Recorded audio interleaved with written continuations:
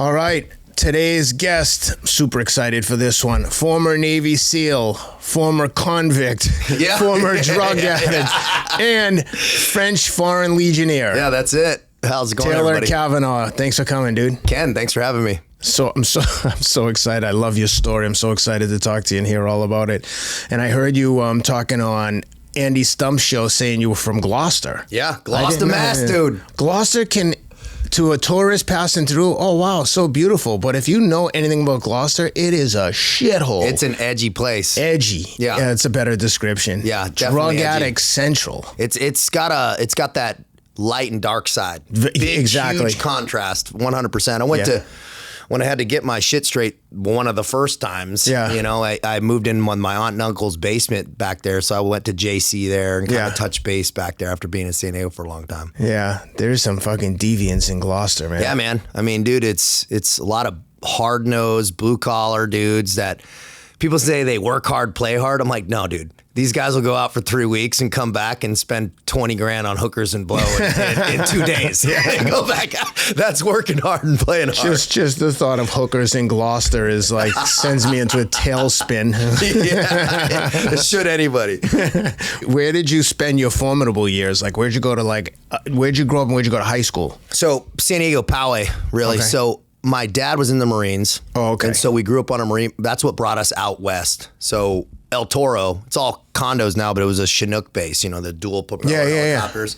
So that's what brought us out there. I wasn't in the military, but I know some basic shit. Come on, Chinook. I know what a fucking Chinook Yeah, is. my dad worked out there, and that's what kept us out there. My wife's brother, my brother-in-law, was a, what's the Navy equivalent of a Chinook with the twin propellers? It's like a Seahorse, CH-64? Yes, I forget the exact nomenclature. Those things are big, man. Yeah, he flew those in the Navy. Dude, the rotor wash from those are no joke. He told some crazy stories about, like, in the middle of the night, they'd go and like a typical mission for them is they'd be on like an aircraft carrier, supply ship would come and they just lift things back and forth. Yeah. But he's like, dude, the sea's pitching. It's pitch on a pitch black night. He goes, it only happened to me once, but he said he got vertigo once where just like vertigo, you don't know if you're upside down, sideways, and you completely lose all bearing. You can't see anything except the instruments. Yep. And he had to turn over the controls to the other guy. And my brother-in-law is like the most squared away, straight-laced guy, even keel. It's real. Yeah, dude. He was a perfect guy to fly. Those pilots are heavy, dude. They have a lot of responsibility, and anything goes wrong, dude. I mean, it's people's lives. It's no joke. You ever hear the interviews with those guys that were in what's the Special Forces unit, like the 160th or something? Night Black Hawks. What's the other, the little birds, the night crawlers or something? Those guys have crazy stories. Yeah, dude. Those 160th guys, dude. Those pilots are fucking all-stars. Dude. All-star pilots, crazy. Bro. Yeah. But I heard you talking about with Andy about being a helicopter pilot and him saying it's like jiu-jitsu. It's like some guys just have a feel for it that you're almost never going to get. They're like almost like a savant when it comes to flying, when it comes to jiu-jitsu.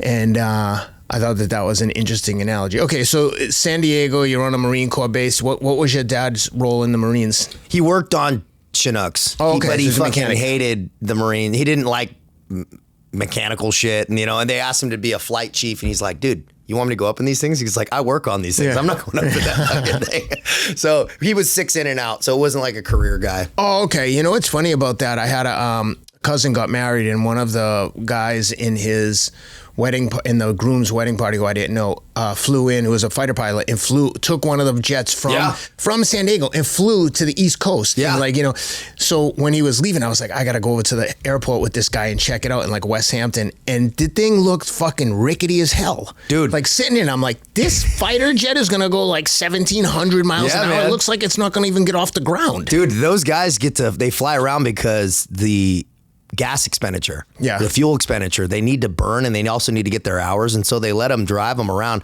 We had a guy, he was a Super Hornet pilot. He flew. That's what it was. He would fly from San Diego to Chicago in an hour. In an hour, bro. It's like something like an hour and some change. Not much more than that, man. It's pretty. Then just bloop bloop, and then you just go to the bar, man. After I flew when I lived in London. I flew on the Concorde several times, very cool. Which was crazy. You see the curvature of the Earth. You can, flying so and high. You see the speed on the thing, like 1,400 miles an hour. It's just freaking crazy, and it's really small. Cool aircraft. Very small. Yeah, that was one of my specialties in the SEAL teams. I was a JTAC, a Joint Terminal Attack Controller. So I worked. It's coordination between air assets to drop bombs. Yeah. So you need a guy on the ground. And so that was actually one of my biggest qualifications. You traveled a lot. And so everywhere I traveled for training was 2 pilots, 2 squadrons generally. In Hawaii, Idaho, Utah, a lot of different Air Force bases and Navy bases. So I got to hang out with a lot of pilots. It's a cool community, man. Those guys are no joke. What's the difference between that and like a PJ from the Air Force? PJ is a medical guy. So they're doing a lot of, but they're medical heavy. But I thought that they would like set up landing zones and you're thinking CCTs. Oh, okay. Yeah. Combat CCTs. The 2 Air Force Special Force guys are PJs and CCTs. Okay. Yep. So they're like a combat craft. I don't know. I forget what the nomenclature. But they can set up like landing zones. And they're pretty much a walking air traffic controller. Like they're the higher level. They're like a JTAC on steroids. Oh, okay. That's how I would. But those guys do something similar to what you do. Very similar. Yeah. Okay. So PJ's a medical guy, and if you're hurt in a battlefield, that's who you want coming for you. Would you be the one who's calling in like, "Hey, danger close, like drop a bomb. This guy 100 yards from us, hit him." Yeah, that's what we were doing in Iraq mostly when the ISIS thing was kind of kicking off in about 2015. That time frame, it was target packages, pattern of life, sending 10 gauge grids to things and then coordinating. And what would be the closest that like that they'd feel comfortable dropping bombs near you? They're not comfortable with it, but I mean, you could drop a bomb 50 meters away. Oh, really? Depending upon what type of ordnance it is. I mean, danger close means you're within kind of the blast radius. Obviously, you don't want to, Yeah. The closer you get, the more dangerous it is. And so you got to get a lot more approvals, and you got to really be kind of being overrun for something like that. And you'd probably want to strafe other than drop like a bomb. But they have 500,000, 2,000 pound bombs. And would you decide which bomb and what ammunitions to call in? Generally, yeah. Okay. Yeah. Usually it's your call. It's usually the guys call on the ground. It's kind of a conversation, but it's more you're dictating. Hey, this is what's happening because you're the guy on the ground. Yeah. It's who it's going to affect, but it's also his fucking career too. So he's, he's pickling off the bomb and when it's really close, especially like a bomb, is it just like the shockwave? Just like you feel the reverberation, boom. I mean, it's significant. Yeah. It must be a lot more satisfying if you know you dropped it right on the enemy. Oh, it is. It is. All right, so let's get back into your life. So you're growing up spend some time in Gloucester, then you end up in San Diego. And what was like high school years like for you? Dude, high school was, I kicked ass in school and sports and stuff, but as kind of goes, I start putting on a little muscle, start getting attention from the chicks a little bit, and now I'm out.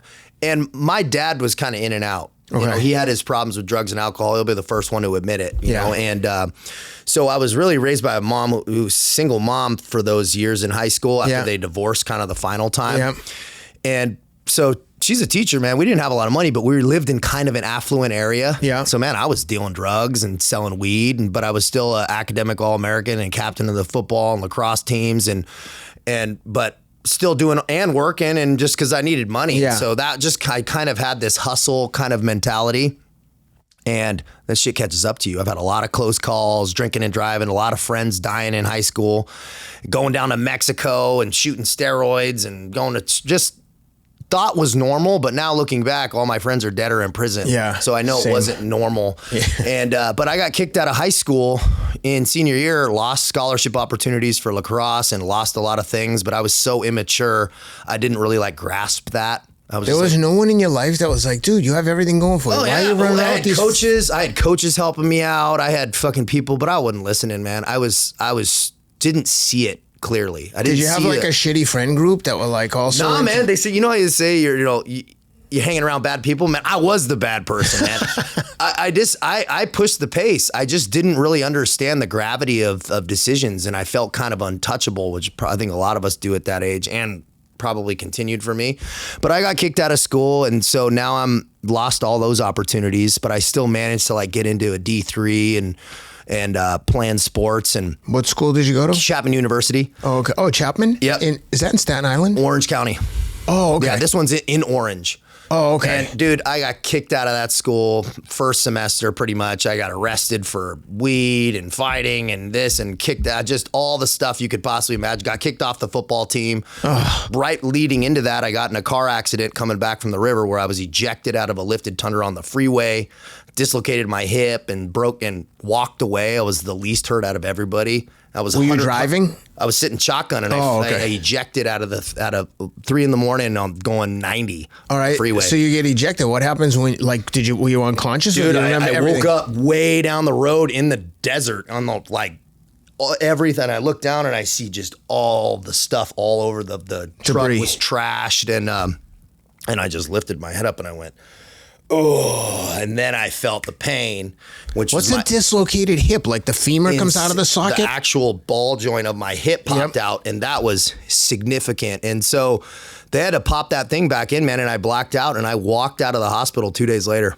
Where did they pop it back in? On the road, or did they get you to the hospital? They needed a trauma orthopedic surgeon to do it, and he stood on top of me. I was going to say. He stood on top of me, and they wrapped me in this thing, and he fucking, like, fell down on me to get because it's such a big joint. Yes. And I went out, man. I was 17. They didn't give you any pain medicine? Well, they did. I was yelling at them to give me more morphine on the way. I'm like, they had to keep calling in. They're like, we can't give you any more, man. And I'm just demanding it. As a fellow drug addict, I'm sure you can appreciate it. I'm like, morphine? That's for the kids. Get the fentanyl out here right now. Yeah, dude. That wasn't popping at the time, but it was...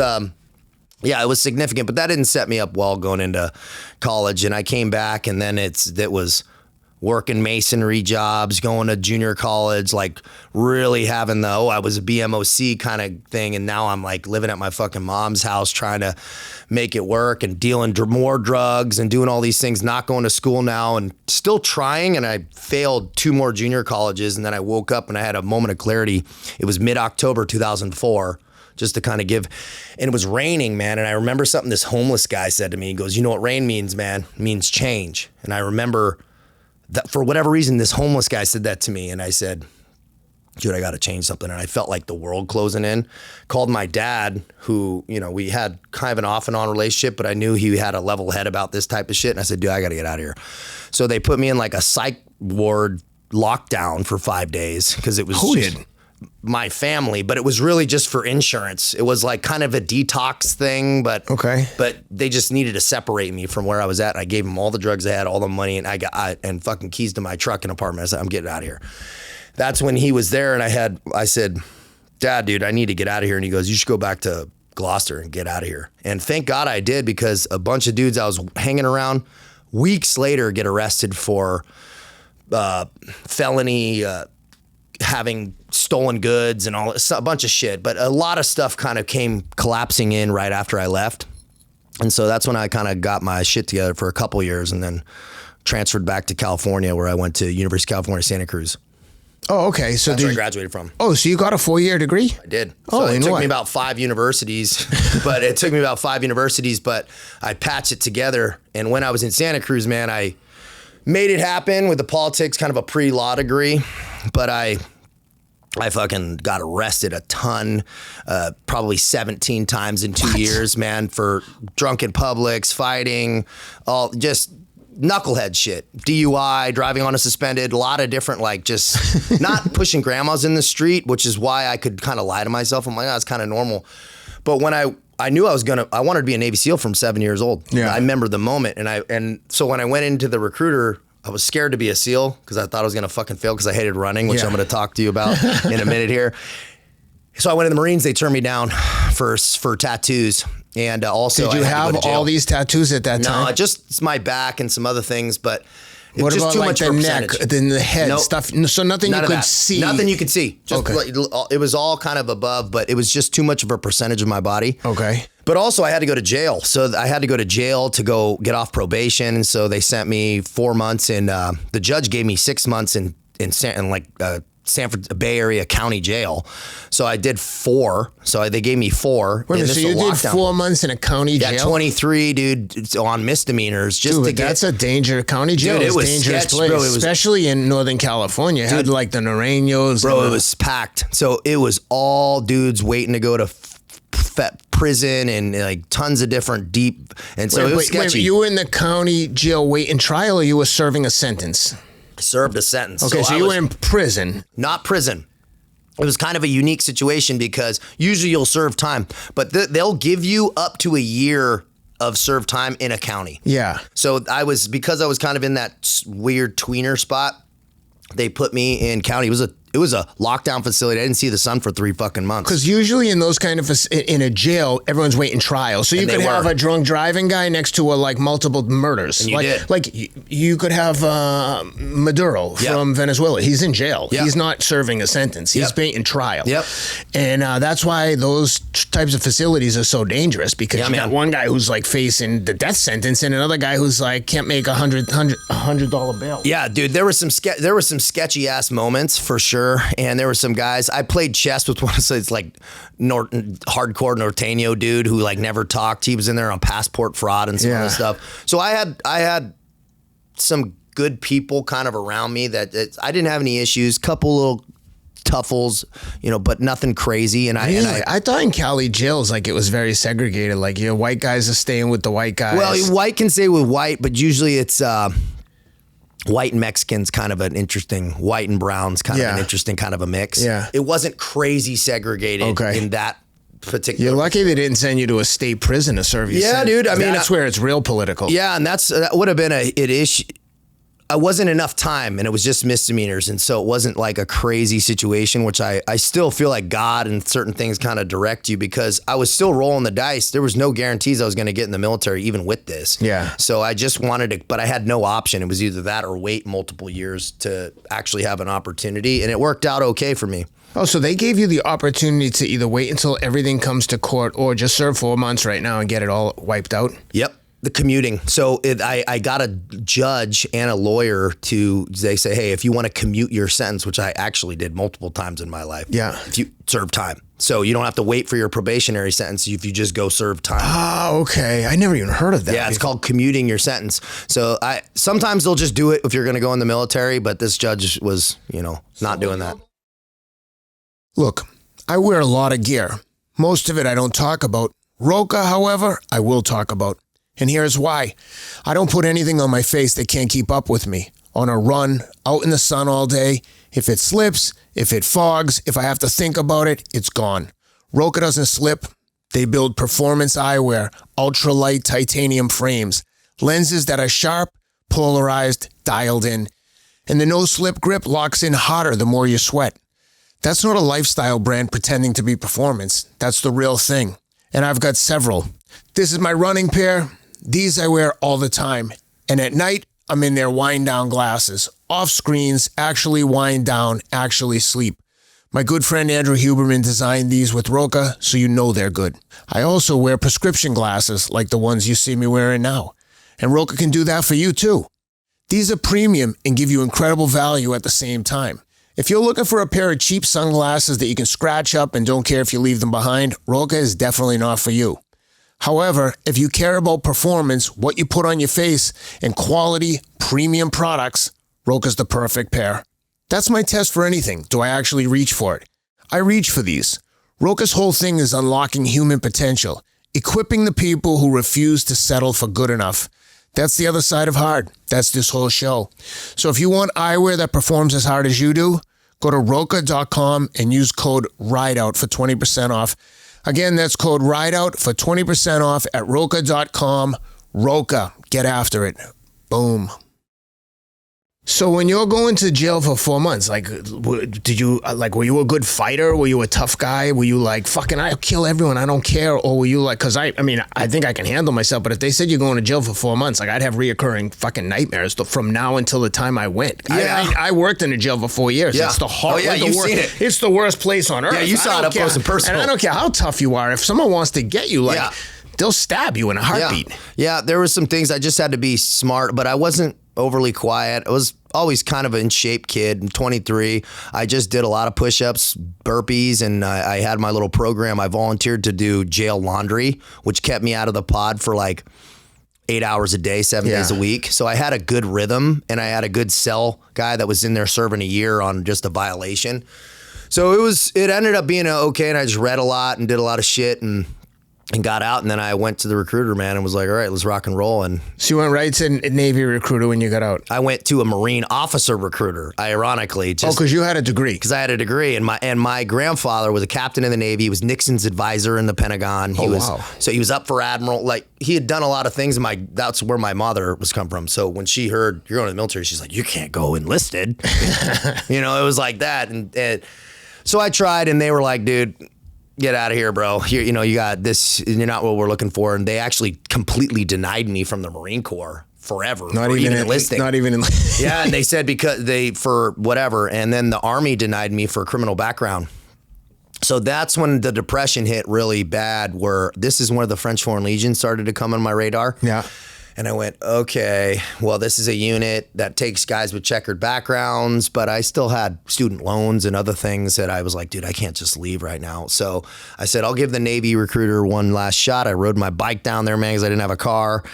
And he said, we can work with this, man, but you can like wrangle shit or be a Navy SEAL. Your job selection is really minimal because of what the things you've been charged with. But you could be a Navy SEAL. And I said, well, that's why I'm here.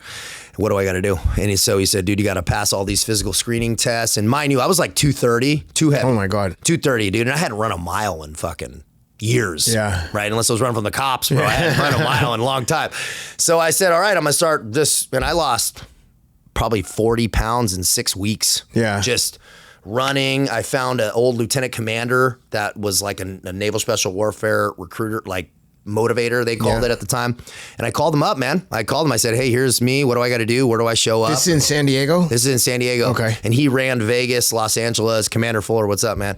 And then a senior chief, Hans Garcia, who was an active duty guy at the time, who him and I actually connected again recently. And do you have to pay them, or they're they're one's active duty. It was just part of their job, man. And they were contracted, and to guys get who wanted people ready for SEAL training. Yeah, who were still civilians. So Okay. I was stacking boxes at Home Depot at night, driving down to the Naval Amphibious Base. Dude, I had home field advantage. I had the SEAL training facility down the street. Yeah. And so I went, if I had the opportunity, I was in the pool where I would have been going to Buds, where I went, a year later. How was your swimming before you started this? I was a competitive swimmer. So you had, okay. I was a competitive swimmer. I was one of the fastest 13-year-olds in San Diego, man. Okay. Like, I swam competitively. Thank God my mom put me in fucking swimming, because I would have So never you done had that. a cardio base, even though you weren't Yeah. running. You knew what I it. did You know, lacrosse. if you swim, I you had know been what there. it's like to suffer. Yeah, because swimming is just suffering. I did 2-hour practices swimming consistently when I was like 10, 11, 12. Swimming 13. is all about just feeling hypoxic the whole time. Yeah. Like, I'm gonna faint if I don't so get to the end of this pool and the ocean and the swimming and SEAL training was easy for me. That was like, I actually was like a break. That's a lot of people struggle. Yeah, there. that was a break for me. And so that was huge, because I had this huge swath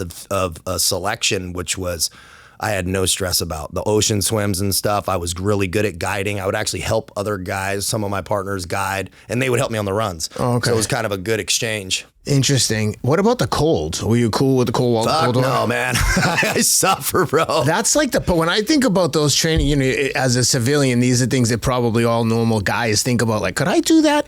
Because I think it's like probably majority mental, right? It's the volume. It's like, it's the volume and the uncertainty of how long things will last that gets guys. Yeah. So you'll wake up in the morning and you're so beat up, man. And then they'll be like, go in the water, and it's pitch black, dude. That's what getting in the cold water first thing in the morning freezing. Would kill me. Dude, they would do this stuff, the instructor, especially on the San Clemente Island, kind of in the last parts of Buds, where we lost a bet. So you bet the instructors sometimes on stuff, and we lost a bet, and he goes, hey, we're going to do what we're going to call hysterical wetness for 3 days, where we were not allowed to be dry for 3 straight days. And so you wake up perfectly dry first thing before you eat, and you jump in the ocean, man. And it's like, it's not just water, pool water, it's sand, and you're chafing, and now you're running, and it doesn't mean you stop doing everything else. So you're doing obstacle courses, freezing in December, and that part is just really what Did gets anyone guys. get hypothermia? Oh yeah, dude. We had some Singaporean commando dudes who were so skinny.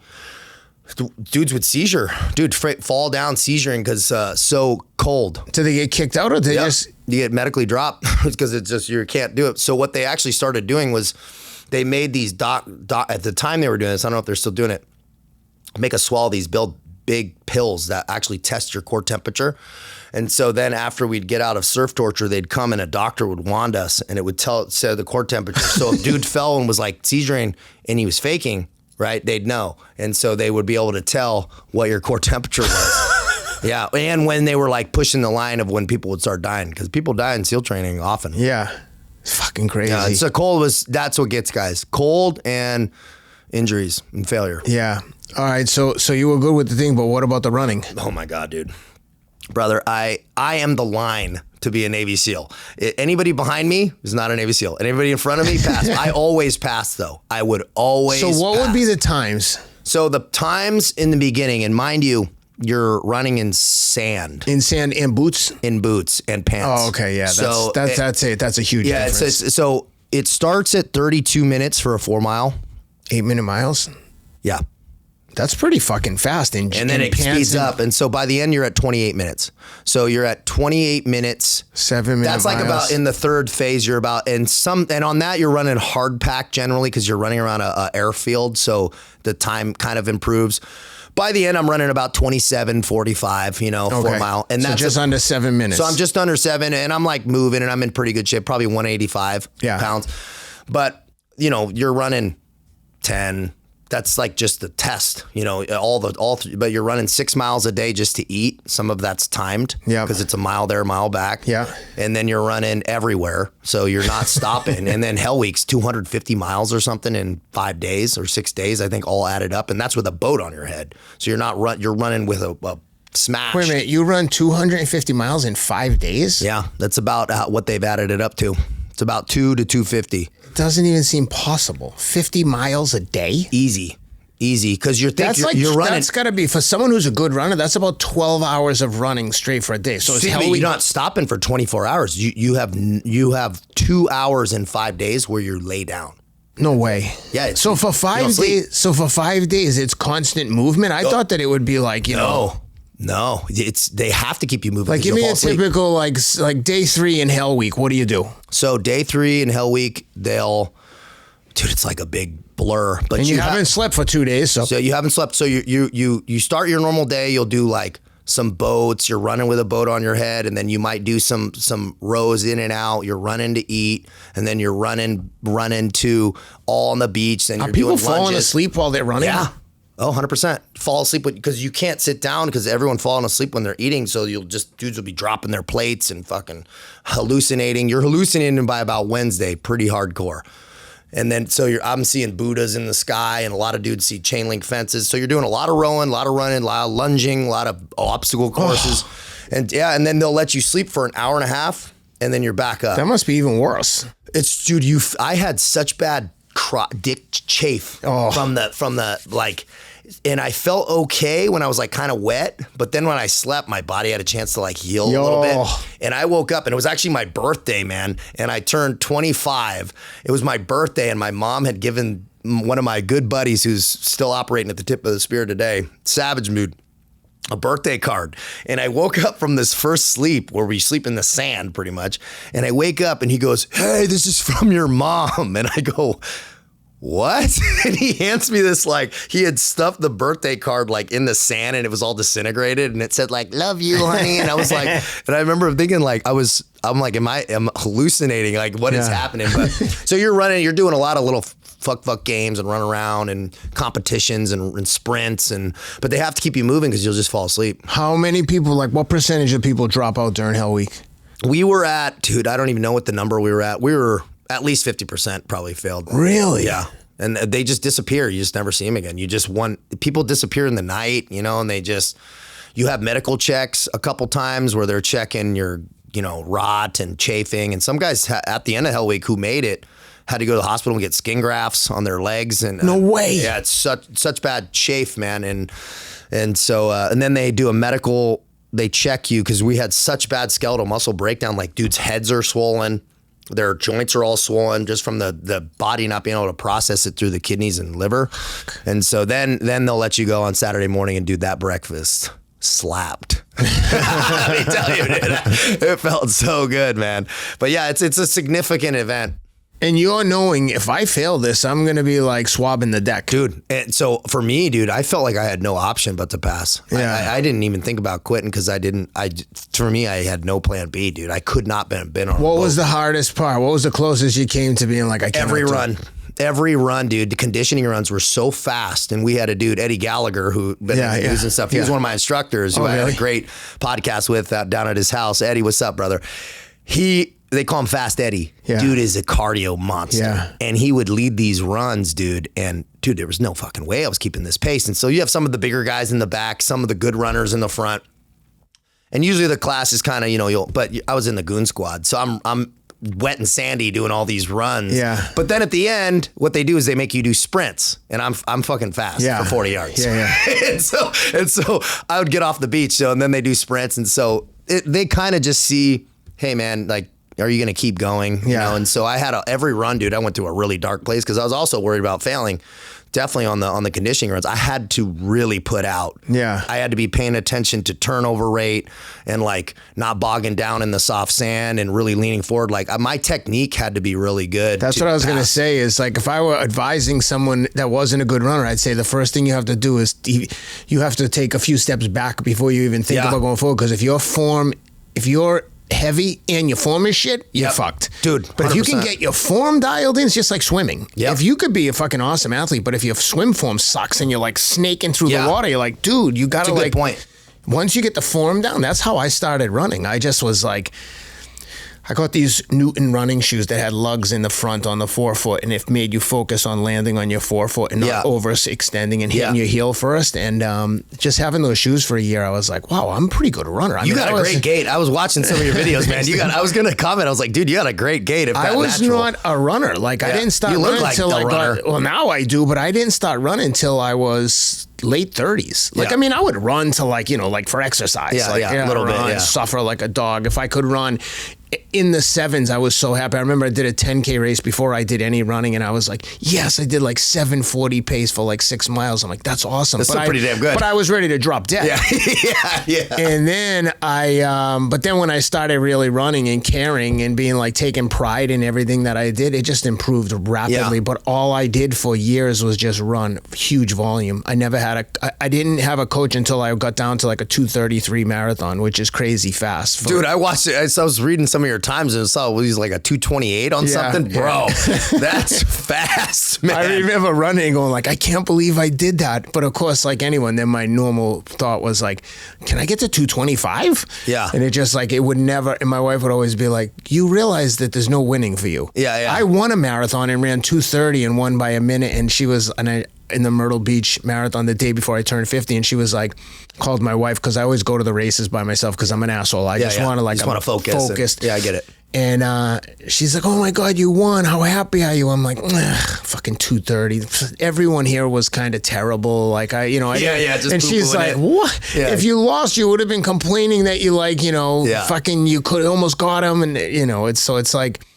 I don't know. I always say that mentality is like a blessing and a curse. Yeah. I don't know that I could have won the races I've won if I was satisfied with winning in a time that I thought wasn't very fast. Yeah. So it's keeping it framed right. That's so important. But like when you were just describing Hell Week at 250 miles, I did a race across the Gobi Desert in Mongolia that was 155 miles of self-supported. So all the food you had to carry. I got a crash course in like MREs and freeze-dried camping food.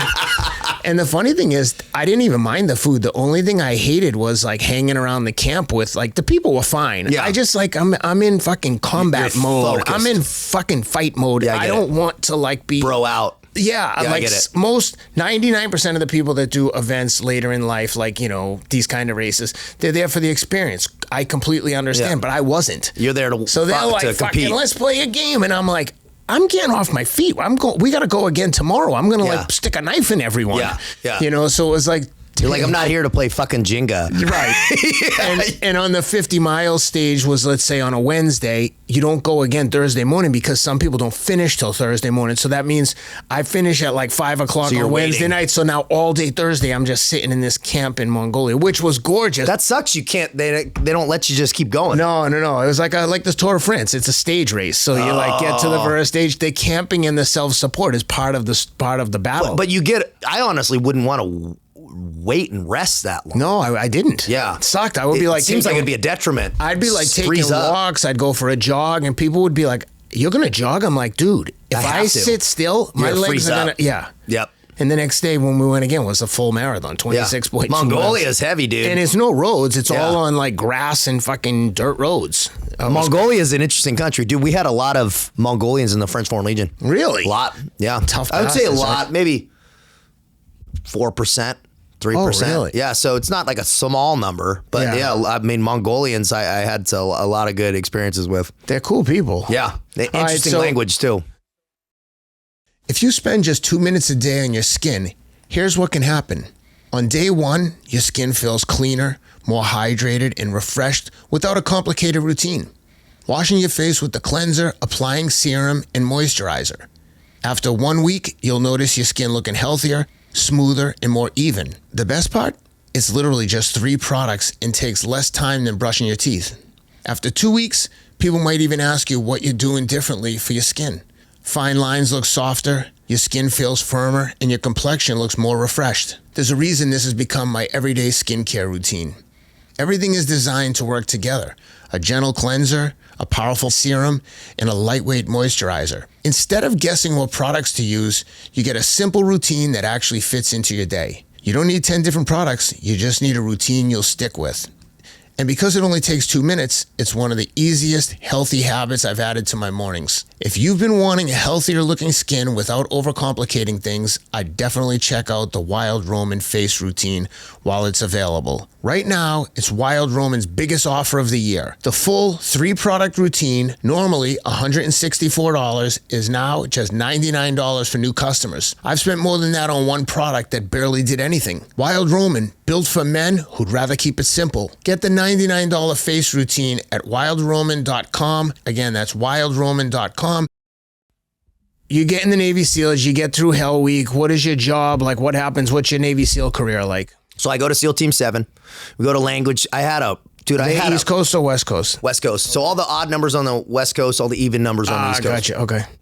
And dude, I felt fucking amazing. Making it there, making it through SQT. I was one of the only originals, 13 out of fucking 250 people that showed up for that class. 13 guys made it all the way through. Really? More guys ended up becoming SEALs, but they get rolled back. Yeah. But 13 made it fucking all the way through, front to back. And Did you ever come across a guy called Mitch Hall? Not off the top of my head. He was in Navy. He was SEAL Team 6, won a Silver Star. I think he might be a little bit older than you. Anyway, he's a good friend of mine. He lives out. He's a West Coast guy. Dude, those dudes are savages, man. Dude, the guys that go to development group and go to that screener it's heavy. Green team and all that's really fucking hard. How do they pick you for green team? Yeah. So usually you got to be about the top 10% of your team. Do you have a constant rating in your team? Yeah. So you're on SEAL Team 7 and there's 300 guys and someone's 300. Yeah. Do they know, like, I'm the shittiest guy here? Yeah, and they'll fucking usually kick them out. Usually they'll remove their trident if they're rated that low for. But someone has to be the worst. So the worst guy is constantly getting kicked out. Pretty much, yeah. And that's all the way through training. You do what's called peer evals, where the guy, lowest, even all the way from first phase up, every guy ranks the guys front to last in the class. And if you're bottom 5, dude, they'll fucking kick you out. Really? Yeah. So you better. Where were you ranking? In the training? Top 5 to top 9, top 10, almost all the way through. And then when I got to Team 7, I was the best junior sailor. Yeah. And so I was number 1 at my rank. And I had kind of a golden boy, kind of a ride, man. I had a really good chief, got a really good situation. I volunteered to go to comms, which is a kind of a shitty, not sexy school. Because it was fucking available. I was like, dude, no. Why is it considered shitty? I would think all this radio, and you're carrying a radio. They're heavy as shit. You're with the command and control element. You're carrying batteries, and it's just not sexy. And it's thankless because nobody says thank you when the comms are working, but when they're not working, you're the shitbag. Oh my god! And so you're also carrying laptops, sending pictures with satellites, and doing crypto. It's a 3-month.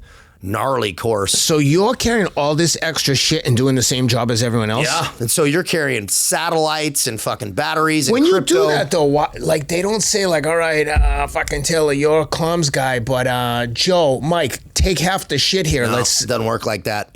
Maybe they'll carry an extra battery for themselves, but you got to remember, as a SEAL unit, you got guys that are carrying weapon systems and ammo that are insane for a conventional. So unit. Everyone has something. Everyone has everyone's paying the man in their own capacity, because you got guys carrying belt-fed weapons that are 25 pounds just the gun. And so they're not like, oh, the poor bastard on the comms. There's like, fuck that there's comms no guy. love lost. They're like, fuck you, dude. You know, they're like, and so everybody's paying the man in some capacity. But it was just a school that they said, hey, you can take vacation or you can go to comm school. I said, dude, I want to be a SEAL. It's my whole dream. I didn't want to be anywhere else. Yeah. And so I volunteered, and that set me up for, I come back and they say, hey, we want to go to JTAC school, but all the guys are just coming back from Afghanistan who are older, because it's usually an older guy course.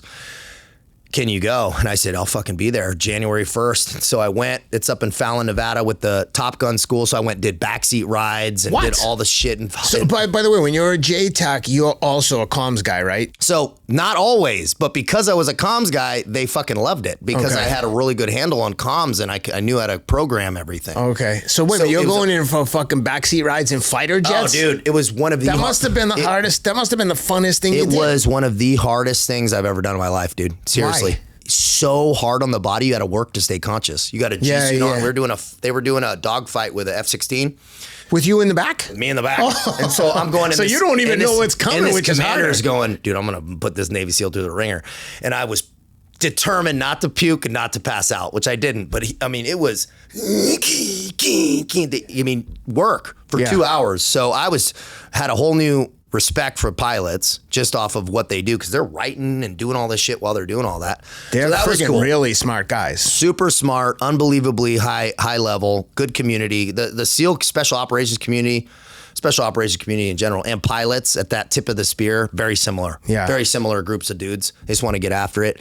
So I did that, and then I came back, man, and they say, hey, we want a JTAC comms sniper. Can you go to sniper school? So I fucking, and I shot well, and I passed, man, and I beat a lot of the older guys, which, dude, I had to fight older guys for it. I had to... What do you mean?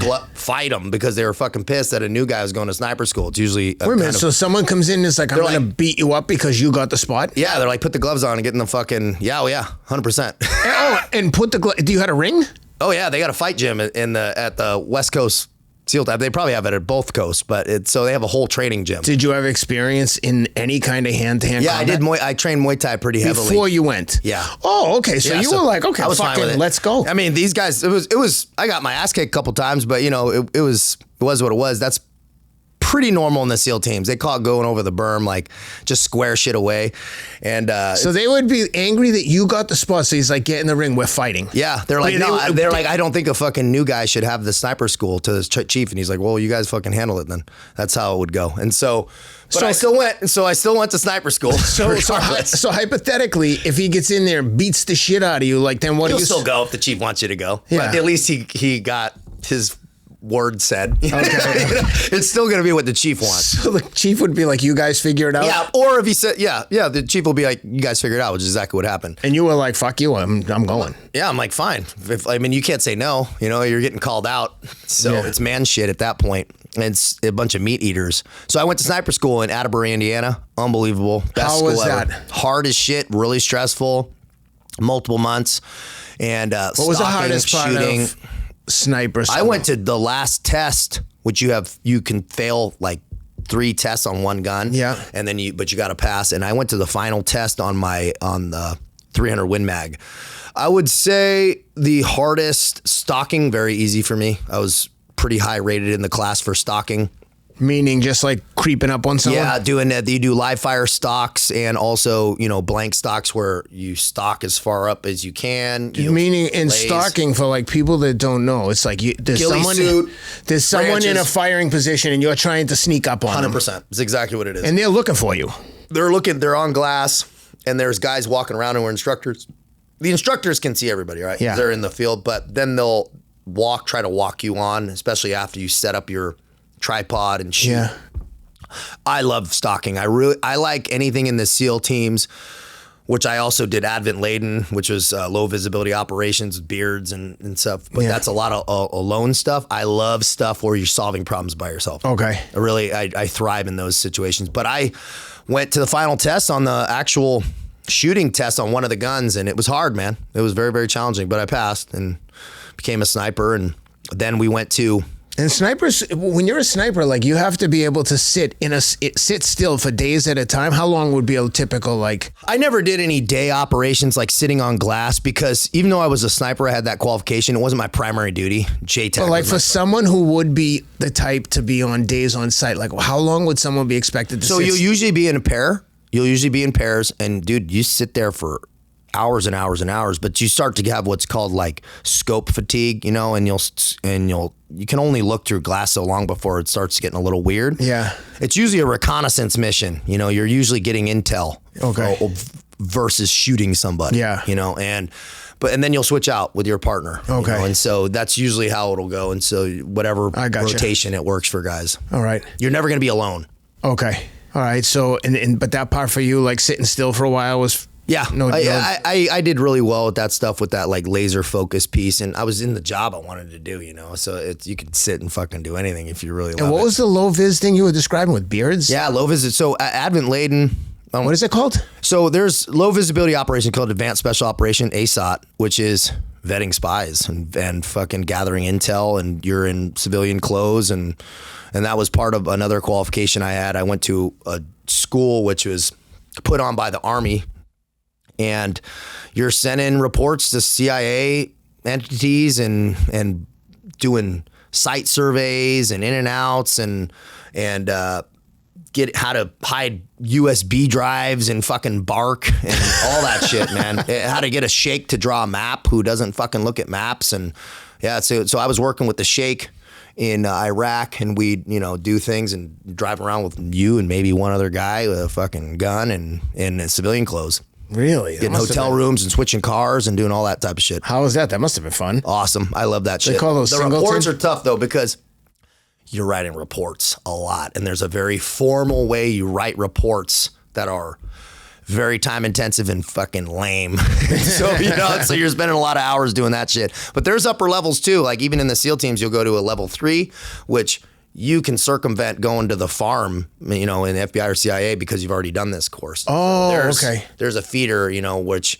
the intel, human intelligence, it all feeds into this one main source. But it's interesting, man. Very interesting. So after you're done with all these schools, like you have every fucking qualification under the sun. Yeah, I had a lot. And I assume everyone has to jump out of planes, scuba diving, so you have all those qualifications and skills. So then when do you like face your first like combat action? So we go to Yemen, was a low visibility operation, not hot though. So we're training counterterrorism as a foreign internal defense mission, which they only let 8 SEALs in the country, 8 SEAls in one area and 3 or 4 in another. It's got to be fucking dangerous, dude, because if you get like some rat in there to turn you guys in and tell like ISIS, like, dude, there's 8 SEAls here and they're all sleeping. This was AQAP, Al Qaeda Arabian Peninsula. We're after there. That base we were at actually getting overrun by the Houthis at some point. But we take over an old Russian airfield, and so I'm a guy flew in from Afghanistan, a CCT Air Force guy, and made me an air traffic controller. It was like, hey, here's a day course of fucking bringing in aircraft. We're chasing camels off the fucking airfield and driving around. That was a cool mission. 7 months out there. So long time out on a small base with nothing and living in tents. Not combat shit though, right? But training and living with. But was it still tense of thinking like some of these locals could kill us? Oh, you're standing watching a sniper tower. We're on 24-hour security watch on a 100 by meter base by ourselves. And there's only 8 guys. 8 fucking guys. For 7 months. 7 months, and does tensions get high amongst the team? Getting fights and fucking absolutely. And does someone step in and go, hey, assholes, we fucking need each other right now. We'll settle this when we get home, but now. You get, you little tiffs, and you're making food for yourself. I mean, there's no base. There's no deployment I ever been on was there a base or a galley, or we made our own food and we're buying from the local fucking shawarma guy. Would you get one guy in the team that would be like really into cooking and shit and be like, I'm gonna cook a feast for us? Sometimes you'd get some guys that will down to do it every once in a while, but you're on 24-hour rotations and watches, and so you're all like sleeping at different times. So there was no like hanging out the campfire. Every once in a while we do that. Like the officer would make everybody like sit down, so we'd have like some cohesive thing. We do that every once in a while. And then in Iraq, 18 months later, a couple of years later, that's when ISIS was there. And so we pushed out and we're on the forward line of troops, and that's where we kind of mixed it up a little bit. Yeah, so when you got into your first like firefight, what happened? Dude, we got out to the forward line of troops, and mind you, it's not kicking in doors, right? It's a different type of, it's not like Fallujah, right? So it's a totally different kind of environment. But you're taking mortars, we're taking rockets at our base, we're taking putting up walls. Mind you, there's no fucking walls. We moved out there and there was nothing, zero base. We had a couple cars and we're like putting up HESCO walls by hand. So, dude, nothing. You guys had a campsite. We had a campsite, and you're taking rockets, you know, and the forward line of troops of ISIS. So you would just get lucky if the rocket or the mortar didn't land right on your head. It landed 50 meters this way. It was like one time they landed just above, past us and hit a fucking school. A bunch of kids died. How terrifying would it be? Like, was it all SEALs that you were with?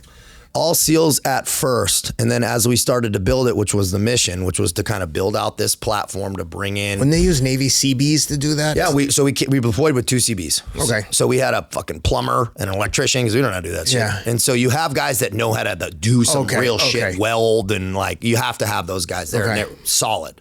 Some of the best solid human beings. But like, for instance, with those guys who are plumbers and electricians, when fucking mortars start falling 50 meters, are they like, dude, what the fuck? A little bit. You have some that are down to get it though, right? You have some guys that are just tough. Yeah. Right. One guy I deployed with multiple times, even in Yemen, and he was a fucking beast, dude.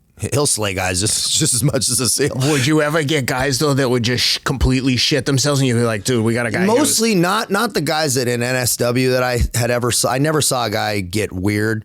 We would have CIA people come and fucking people from God knows where, some Department of State, some shit, and then, you know, you'd have some woman or some guy out there in his 5'11" pants, and no way, and they'd be like, hey, you know, doing a site survey, and then some shit would be happening, and it's like, oh fuck, you know, and in the bathtub. They're like, oh, this is not playtime out here. Yeah, we're out here growing a beard and getting weird. you know,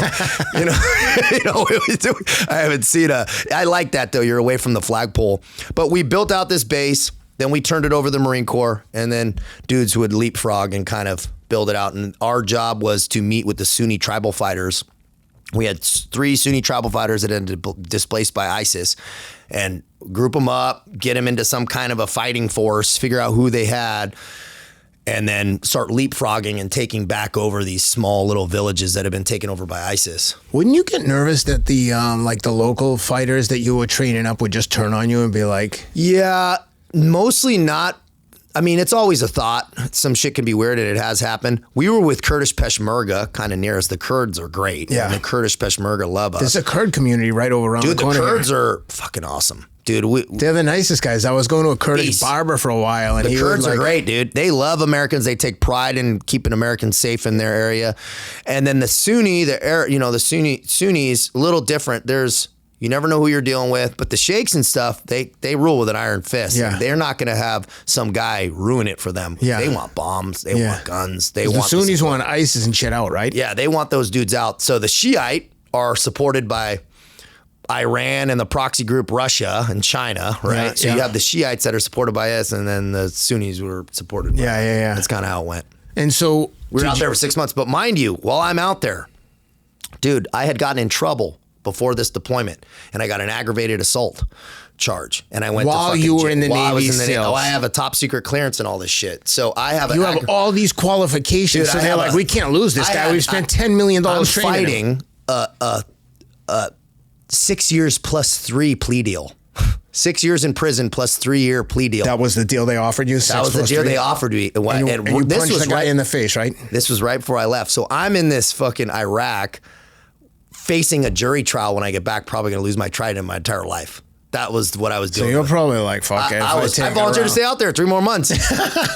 I did, dude. I thought about going AWOL, joining Kurdish Peshmerga. I thought about all the shit, man. Did they think you were crazy?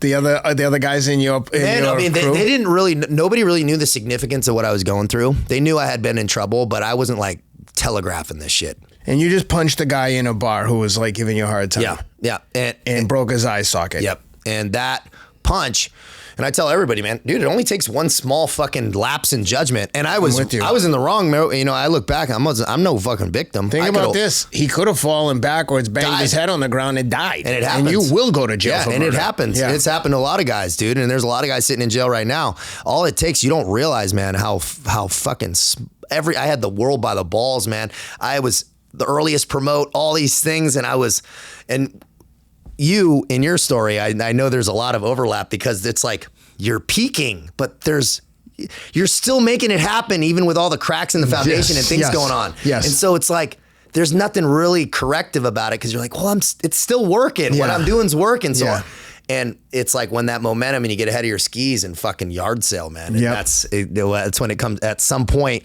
I say you can't bend reality that long. And that's what happened. With my thing, I just couldn't take the emotional strain anymore of living a lie. I was just like, this is unsustainable, and I know it. But I carried on for years and years because the withdrawals were so painful. That's what I tell people. I avoided the withdrawals like a fat kid who knows he needs to lose weight and he's going to start Monday. I was going to get sober on Monday for 10 years.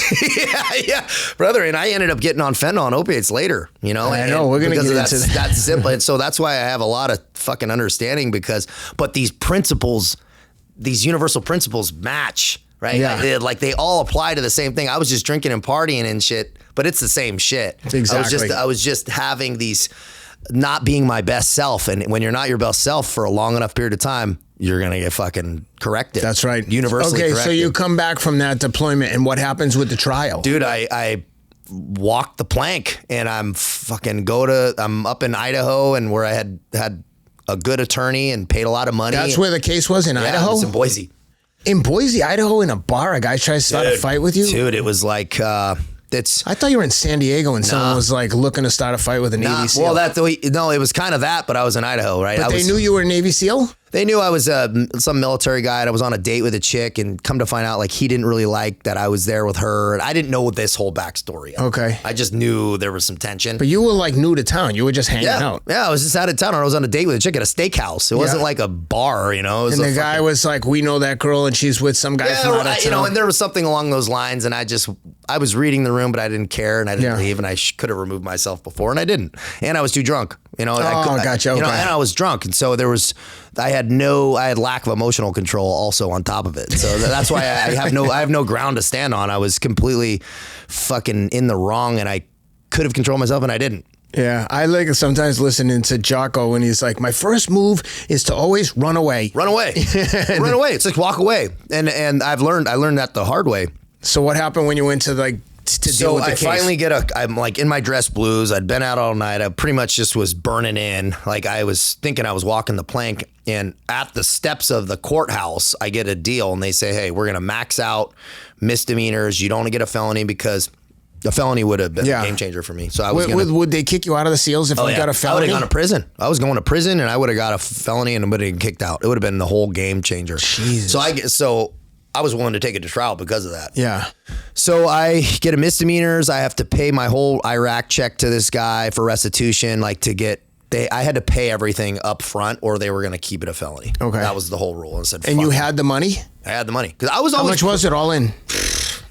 50 grand or 60. Holy shit. I ended up paying a lot more than that because I was still getting sued by them for $250,000 civilly. So I have all this stuff going on. But the money, you're like, you can only get so much money if I don't have it. Exactly. And that's how I viewed it. Take my fucking shoes. Yeah, that's how I looked at it. So you gave him all the money you have, which all the money I have, sold my truck. Because when you have no money, and then you have 50 grand in the bank, you're like, fuck, I might be able to buy a house someday. And then you're like, I'll take all that. Yeah. And so I paid the man on that and paid all my restitution, and then I went to jail. So how did you go to jail with the Navy? I took vacation and went to jail for fucking 3 weeks. Oh, 3 weeks. Okay. Yeah. So I went to jail in county up there in a lockdown facility. So all 80 dudes, all felonies, waiting to go to. So it was county again, doing this, and I'm in there working out, doing my thing, and went maybe it's 2 weeks and some change, and I did that, and I got out, and I went fucking right back that day. They take me back, and I go right back in the train, and I'm training, and I'm getting in the next workup. I get demoted.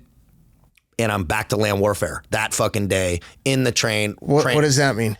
In one of the training cells. Okay. So I just go right back to land warfare, and I'm right back in it. And you lost some rank? Yep. So I got demoted, which was what it was. And now I'm back in it. And so now I'm in this really good swing, and I can't drink, can't do drugs. I can't travel. I can't own a weapon, apparently, and all these like things. and I'm a SEAL. So there was this weird gap, and I have a formal probation person. Yeah. I go check in with them, and they were good with me, man. But I hadn't fixed this. Yeah. That's what most people don't understand. I had cleaned up the stuff, but I hadn't really fixed, and I was like, swore I was going to do good, right? I was going to fucking live not keep myself out of trouble. But I hadn't changed my identity with it yet. Yeah. And so then the girls start calling again. And I mean, I'm at weddings and people are like, hey man, want a drink? Want this? I'm like, nah, dude, no. Like, and I was trying, but I had no structure to it. And not many people in the SEALs don't drink, right? Oh, dude, it's a very big drinking culture. And so I'm like, it's a warrior culture. It's how it is, like a Vikings, man. Yeah. And so I'm like, dude, and I'm trying to do good, but then the girls start calling and this, and then I'm kind of back traveling and I'm just doing what I was doing. Okay. And so but I'm being smart. I'm not like getting fights. I'm really like, and I'd never been in a situation like that ever again since that. A fight, I should say. But I ended up getting in a different altercation. And so I'm going and I'm like, all right, things are good. And I'm back getting good evals, like all this shit's kind of picking back up and I'm good for months and I meet this girl and I'm in love and things are all going to me. And I remember having this thought and I'm in the shower and I was like, dude, I'm the happiest I've ever been. I've been the best shape I had ever been in my life. Yeah. I was elated back and I go on a date and I get in an altercation and I'm fucking tased and dog sicked on me at a Jimmy Buffett concert. Wait a minute. How are you on a date and get in an altercation? So we're out, we're drinking, we're doing this stuff. And then I get in a golf cart. That's a county golf cart. And this is how I lost my SEAL career. I get in a county golf cart and I'm tooling around the parking lot. And whose golf cart was it? It's a fucking county, like Del Mar. Wait a minute. So you just jumped in and were clowning in it? Yeah. Like joyriding it? Yeah. Yeah. So we're driving in the parking lot and there's people all in this fucking, and it's all like kind of chaos, but it was, and then a cop pulls me over in this fucking golf cart. I got no shirt on and I'm on probation and I'm drunk and I go, and I had that moment of clarity going, what the fuck am I doing, dude? This is going to go bad. Yeah. So I was like, I'm going to get my ID. And I try running and they tackle me. I get up, they sick a dog on me, tase me. It's like, it turns into this whole fucking thing. Hundreds of people are watching this.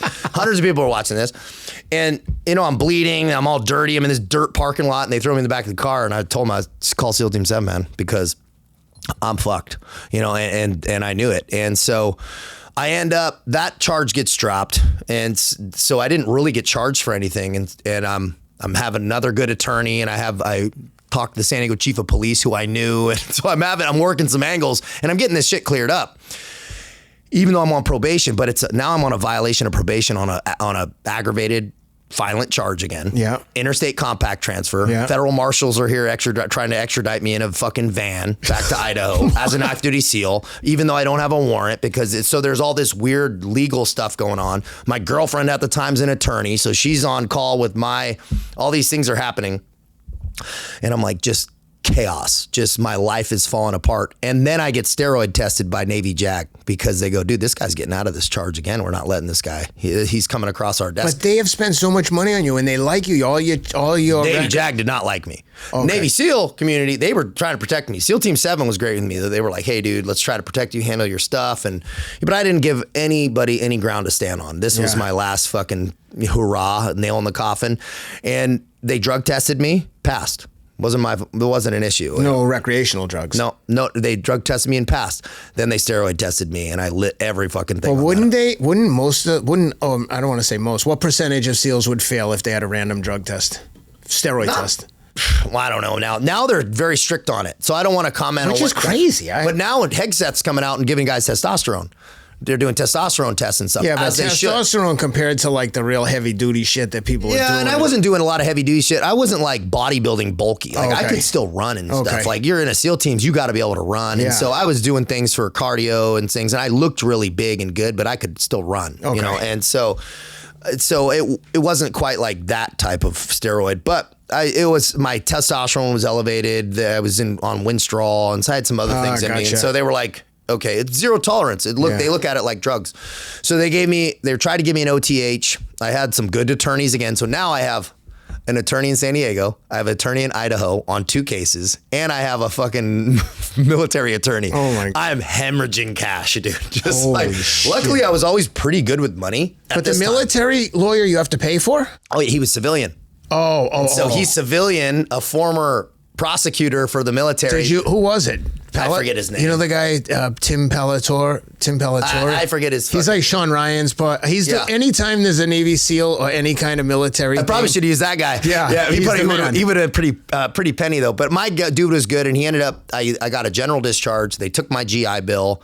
If I wouldn't, Because, dude, they were trying to dig me, asking me questions about other SEAL, what's going on, this and that. And they said, hey, we'll give you an honorable discharge. You're going to get out still if you say A, B, and C. And I'm like, fucking no way. Dude. No way. I was like, dude, there's absolutely no way. They're like, fine, you're going to get an OTH. What did they want you to do? Rat on who else was taking steroids? They just wanted information and just wanted to ask what was going on. And I'm going, dude, I'm already fucked. Yeah. There's no way I'm taking that karmic debt with me. I try to explain that to my children all the time. I'm like, when I catch you doing something, you know that if saying that your brother did it too, he's going to get in trouble, but you're getting in twice as much being trouble. A tattletale and for the offense. Yeah.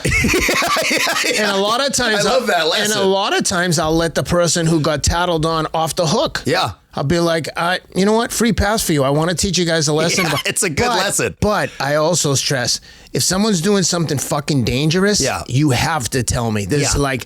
So it's up to you to figure out what's worth telling. You know the line. He fucking pinched me, or one of them will be like, he keeps dancing in front of my bed. I'm trying to go to sleep. And then I'll be like, you fucking dance in front of him again. I'm going to punch you in your face. And they're like, all right, I'm sorry. Yeah. Or then I'll be like, okay, go sleep in the basement. Dude, it's a good lesson. It's a good lesson to find the art of the line. Exactly. And I was in the line. And so anyway, I exit stage left. I went back to jail in the same fucking county in Idaho because How much time now? It was another 3 or 4 weeks. So you did three separate jail stints? Yeah. And so this was... sitting there on the first, second night, you're like, what a fucking loser. Oh, yeah. Dude, I'm like, well, this time I was... You know what's weird is whenever I've been in jail, I'm like clearing stuff up. So it actually kind of felt good. Oh, okay. It wasn't like I've been arrested and I'm facing trial. The first time you get arrested and you're sitting in county, that's a different thing before arraignment. But I knew I was done. And I knew I was going to jail, and I walked out and I signed my DD-214. I was done. General discharge, which the commanding officer of SEAL Team 7 had the ability to cap it. So he gave me a fucking general, which was an amazing gift from him, really. And they're like, this dude, he's done a good job for us. He's a fucking knucklehead, but let's not. He doesn't deserve an other than honorable discharge for this. And so I think I'm still very appreciative.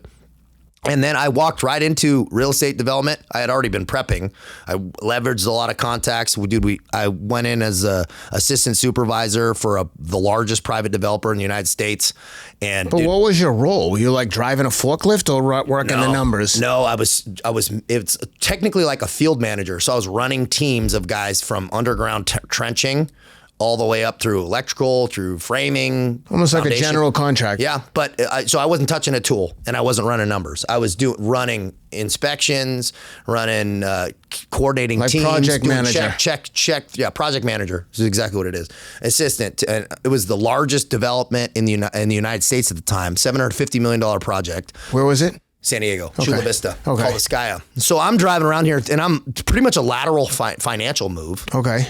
So I'm doing pretty good. But the upside potential is probably huge because you're learning crazy life skills. Dude, I was feeling fucking pretty good about life. So I didn't really, and this was like, I was in jail Friday, walked out, and I had already set up my job for fucking Monday. Okay. And so I had no gap. Now I'm doing Adderall and Xanax, smoking weed every day. Dude, Adderall, I think all the drugs suck in the long run. But the Adderall, dude, it can give you like fucking psychosis. Dude, it fucking is not good for my cheek. It makes me a crazy person. It makes me a crazy person. The slightest thing will set me off to be like, I'm going to punch him in his face where you're like, that's completely irrational. Yeah. And I'm like, I know that's irrational, but I can't help the way I feel. Dude, I was extreme and I was getting a lot done. I'm up early and but I'm wired for sound and I'm already a wired individual anyway. And now I'm at the house. I live near the beach, beautiful girlfriend, truck, like everything's going good again. But my life is fucking crumbling. I'm in financial, massive strain from all the legal trouble. I'm hemorrhaging. I'm still in the hole like every month, still making stuff work. My habits aren't great. My relationship is shaky. I'm explosive. I'm violent with people in my life. If they try to call me up. You're still doing steroids. I'm still doing steroids and people are calling, anybody tries to push on me on anything, I'm fucking not having none of it. Yeah. And so you must have been a monster as the project manager, like, oh shit, here he comes. Yeah, and luckily I'm decent with people. Yeah. So I'm emotionally intelligent enough to where I understand what certain people need and what they like, when I need to push and when I need to kind of schmooze. So I'm good with that. But when you're dealing with the blue collar people, did you have any incidents where the people were like, yeah, when guys are like this shit? Yeah, and I'm like, dude, listen, motherfucker. Dude, you guys said you're going to be here with these many guys. Fucking do it. Like, I'm okay with that. And so I was actually very good at it. Yeah.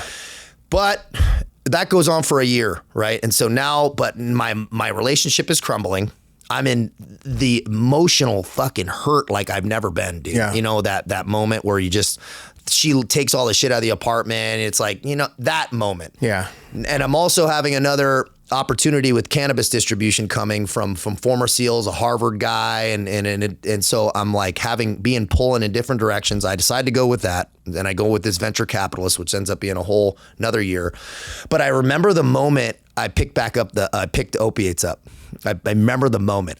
It wasn't for like some people get in a car accident and they're hurt. Not me. I was in emotional hurt. Yeah. And I knew Percocets always made me feel fucking good. Yeah. And I called my drug dealer and I said, dude, can you get me some of those Percocets, man? I need like, you know, whatever. And I started doing them a little bit every day. Yeah. At night. That's right. While I was doing emails. That's exactly what I did. I take them at night as a reward. Great work today. Let me get high instead of having a drink. That's exactly what I did. And I did them in the bathroom. I would stand up and snort a little bit of Percocet and do emails. And I'd fucking be like work till like 1 a.m, go to bed and take Adderall. I never snorted them though. Yeah. I was like always I would take some of them, but then I started snorting because I felt like I could get enough more bang for the buck. The OxyContin, when they had the time release, when you could bang that off and get it off, that's when I knew friends that did it and they were always like, it's the best, but I couldn't bring myself to do that or shoot anything. Yeah. I was just I wasn't shooting, but I was like snorting. And so it was at night. And so I had a control over it.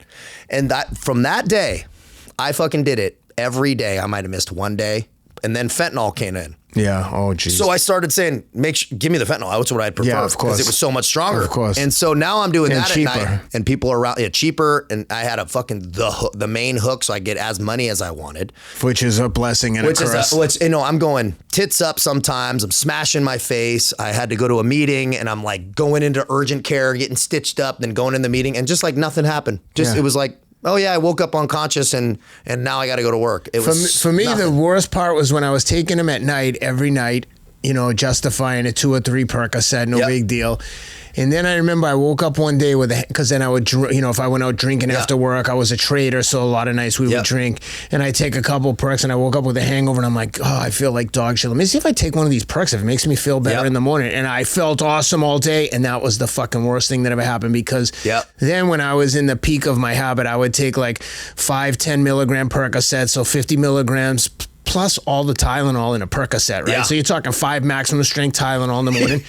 5 at lunch, sometimes like mid-afternoon break, but always for another 5 or 6 at night. So you're talking like fucking 20 to 30 Percocet, 10 milligram Percocet every day for 10 years. Yeah. Save for like, I got sober for a week here, you know, spent the week in bed shitting, throwing up, like... But it just happened so quickly, and the worst was when I was like, came to the realization, like, I could take these during the day. It's not like drinking. Yep. And I was like, I'm fucked. Yep. And it picked up, dude, same way for me. And now I'm doing a little bit sometimes in the middle of the day, but I always kind of had a handle on it, and which was the big lie I told myself. And, you know, and you couldn't have told me I was addicted, dude. You could not have fucking told me. And I didn't know I was addicted until I removed it. But I was going to say, you don't know you're addicted until you can't get them. So you can't get them. And then you're like, I'm going to die. Yeah, I'm going to fucking, and that's how I felt, dude. And so now I go a whole year doing that.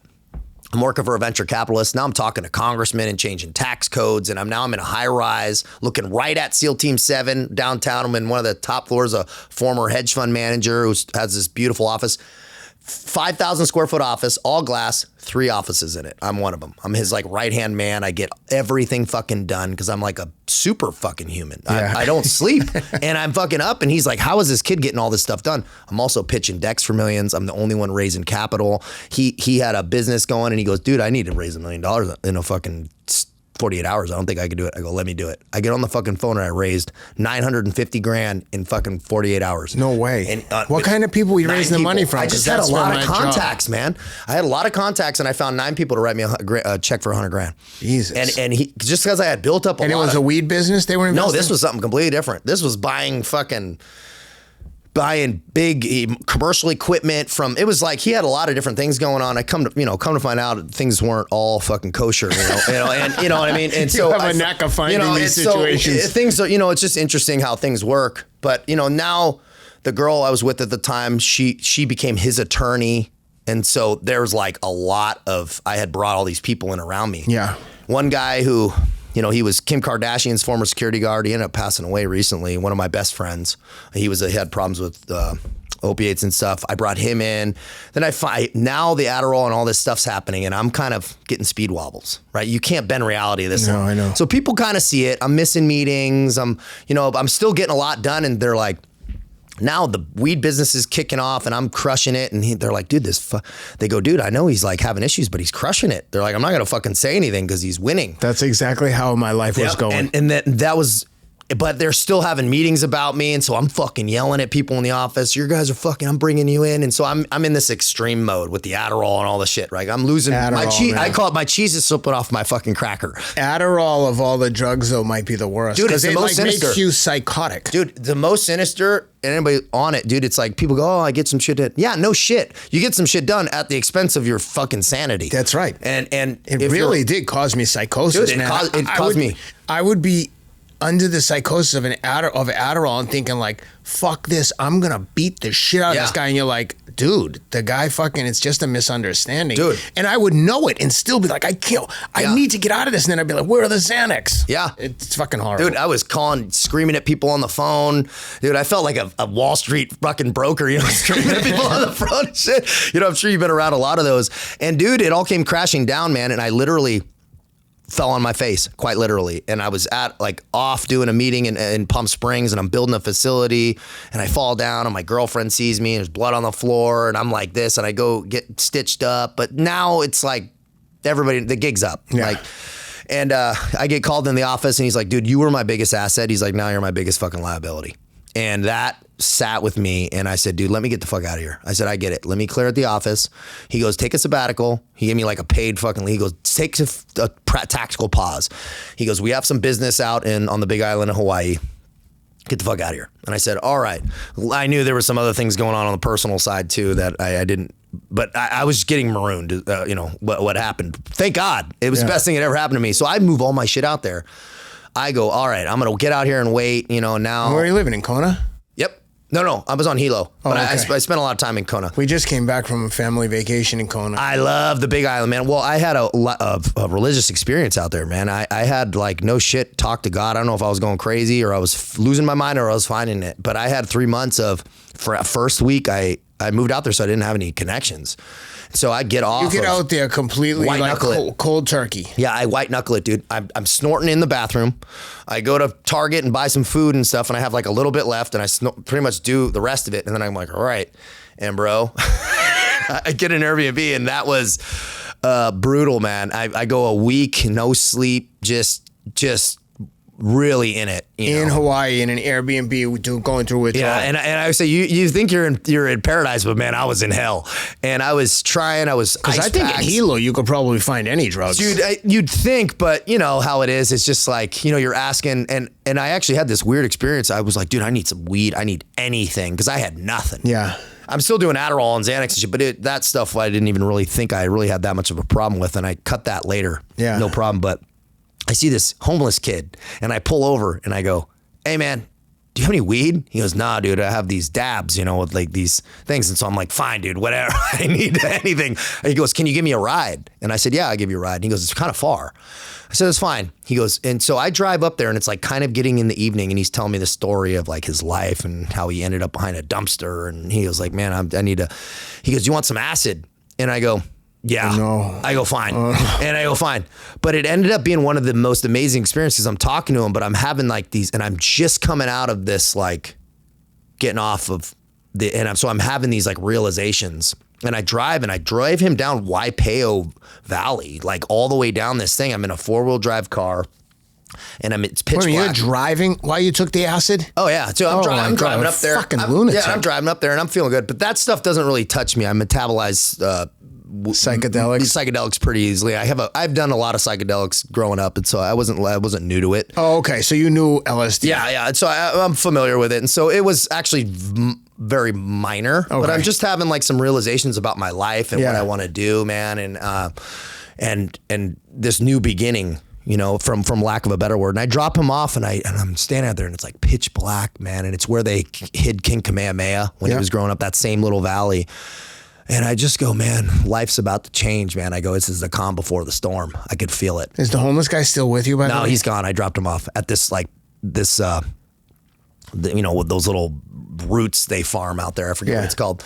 And so I drive back home, and I knew these things are going to be different. And I had a hard couple of weeks. I run out of money, and now I'm homeless and fucking living in my car and suicidal. In the Big Island. Yeah. And but didn't you go out there for that guy saying? Yeah, but I get cut off, and now things are carting. Now I'm fucking marooned, right? And I get cut off after a few months. But I had, it sold my shares in the company. I had done a couple things, but I had bad habits still, and so I'm not working. And are you training? Are you working out? So I'm going to the gym every day, and so always, dude. I worked out. It's like with me. I'd go to the gym every day, so that's why I could keep this lie going. I'm like, dude, I still look better than 90% of people, even though I'm a fucking opiate addict, and that's exactly what I would tell myself. Yeah, and so I come to this point. It's September 11th, and I get the email last, and I go, you're done, and I'm out of money, dude, and I'm like, I need to go. I drop a buddy off at the airport who was with me. And I go, I got to go think. I had $6. By the way, what car are you driving? I shipped out my truck. So I had like a Nissan Frontier. I shipped out my truck. So I go, I need to think. I need to sit for a minute. Like I wish I had no money. I'm in like negative in my account. My credit's shit. So I go sit. I have no gas in my car. I was like, I need to figure something out. And I had never really burned in like that. Right? Yeah. I had always had things working. And so this was the first time. And I get there and I go, and I turned my car off, man, and I had this like whole world come crashing down. I realized I'd lost everything. Now I had no title, no money, no nothing. Now I got nowhere to go. I'm fucking homeless in my car. Yeah. And I was 2 years ago, a Navy SEAL, or whatever. And 1 year ago, you're living on the beach. One year ago, I'm in a high rise, crushing it, and beautiful spot downtown, and now I got nothing. And you're not on drugs in Hawaii. No, and so I got DMT in my car, but I still doing Adderall and Xanax and stuff, and I'm drinking every day. But I had moved the Percocets and stuff. I'd removed that. Wait a minute, you have fucking DMT? Yeah, so that I had got from some local girl who farmed it. Who the fuck does DMT as a recreational drug? It was not something that I like, but I'm just saying I had it in the car. Okay. I had done a little bit, but it's not like, it's mostly weed mixed with some other stuff, but that wasn't really my thing. And I go, holy shit, dude, what am I going to do? And I go, the phone's going to ring. Always rings for me. The 11th hour, radio silence. I wait another day, radio silence, another day. So now I'm in this car for 3 days, man. Now I'm starting to smell like a homeless guy. And I'm going for these walks, and I'm looking over the cliff, dude, and I'm thinking about killing myself. I'm like, dude, it's not high enough. I'm pretty hardy. Like, I'll just get banged up on the rocks. And I have a sawed-off shotgun in my car. How the fuck did you get a sawed-off? I procured it somewhere in Hawaii in one of my states of psychosis, right? It's, burning around on Adderall. So it's an unregistered firearm. You get a year mandatory in most states. Yeah, I got unregistered sawed-off in my car. And I'm sitting there looking at it. I'm like, dude, I'm fucking tired, bro. I was like, I'm just done trying all this stuff, dude. Like trying to achieve and fail and self-sabotage in this roller coaster. And I was really contemplating it, man. And I walked around and I just finally had that voice of clarity going, hey, dude, sack up. Call it God or the universe. Like, think of your mom, think of your sister. What kind of damage are you going to leave for them if you're going to go down? And it's your fucking fault. It's like, I finally started hearing that, like, bro, all this stuff, boo-hoo, this person, that person. I'm like, bro, the truth is you opened the door to all this and it's your fault. And I went, all right, that's it. I go, I'm going to fucking sack up. And I had already kind of a few months earlier thought the Foreign Legion, if things didn't come to fruition, that I would pull it. And I go, dude, I'm going to the French Foreign Legion. Fuck this. I was like, if I'm going to die, I'm going to do it with my boots on, and I'm going to do it with some honor. And I'm like, if I would just end it now, then everything here is bonus. I know it's going to suck. I know it's going to be hard, but let's rock and roll. And dude, I called my mom first, and I just said, dude, Mom, I'm okay.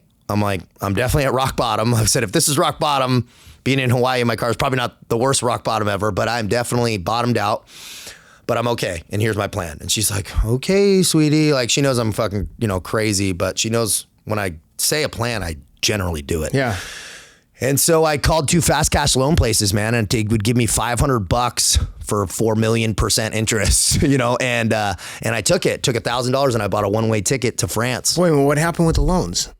Which loans? You still owe them? I paid them. No, I paid them when I got out of the Foreign Legion. I ended up paying probably $4,000 or something, so I paid, about at least that. So when I got out of the Foreign Legion, I had been saving money and I had other things. And so I had built a financial plan. So right when I got out, I paid it. Oh, okay. Yeah. All right, so your mom send you some money to get off the island? No, that's what I used. I just used $1,000, the two $500 loans. But $1,000 got you from fucking Hawaii to France? Well, I had a bunch of fucking points from American Airlines. I actually took a first class flight. Dude, I took a first class flight. So I was You must homeless. have been eating like a champion. Dude, I was homeless in my car. I dropped my car off and I go to the airport pretty much. And then what did you do with your car? And then I drop back? it off at somebody's house. I said, just take it. I'll come back in a few years for it maybe. I didn't give a fuck, dude. I paid off, you know? And so I was like, so I took a first class flight from Hilo, or Kona actually, Kona to Paris. Direct? No, I stopped in LA. Okay. I stopped in LA and then, so I was living high on the hog and then I checked back in and I got no money. So now I'm going from that first class flight to Hostels where I'm living in like a bunk because I needed to get all the drugs out of my system. Yep. You can't be on Adderall or they're going to drug test you. You're going to the military. So I go, okay, I'm going to flush my system. I've taken enough drug tests where I know I need like 3 solid days of running. So I started training that last week before I went. I'm running around the track. I'm like, because the French Foreign Legion is a running unit. It's the biggest running military unit in the world. Oh my God. And that's your weakest. It's like God's big joke on me, man. And that's your weakest strength. That's your God's weakest big joke on asset. Me. Yeah, and so I went and flushed my system for 3 days in downtown Paris, staying in different hostels and eating. I'm like smoking cigarettes, standing on the corner, just like, okay, well, this is about to do it. And I finally get everything going and I take my little train and go knock on that door, man. And it's an interesting process. What did the door look like? It looks like a medieval gate. It's an old stone building, almost in like a neighborhood on the outsides of Paris. And it's a big iron and wood gate and you go knock on it. And I went in there on the Hunter's full moon in October. It's like raining. It's nighttime. It's Sunday night. And then I went in, dude. Why did you go on a Sunday night versus like 9 a.m. Monday morning? I had done some research. I wanted it to be quiet. I wanted it to be low impact. I didn't want a lot of fucking people around. I knew Sunday night would be... And then someone mans the door 24 hours a day, 7 days a week, 365 days a year. You can go knock on that door on Christmas Day. Okay. It's a very interesting sense. For 200 years, it's been like that. Okay. So it's a weird, unique, and you carry a bag. People that aren't aware, the French Foreign Legion is a 200-year-old institution that was created by an old king to get foreigners out of his bars and causing problems and back onto the battlefield for France with the carrot of French citizenship. Okay. It's modeled after the old Roman legions. Okay.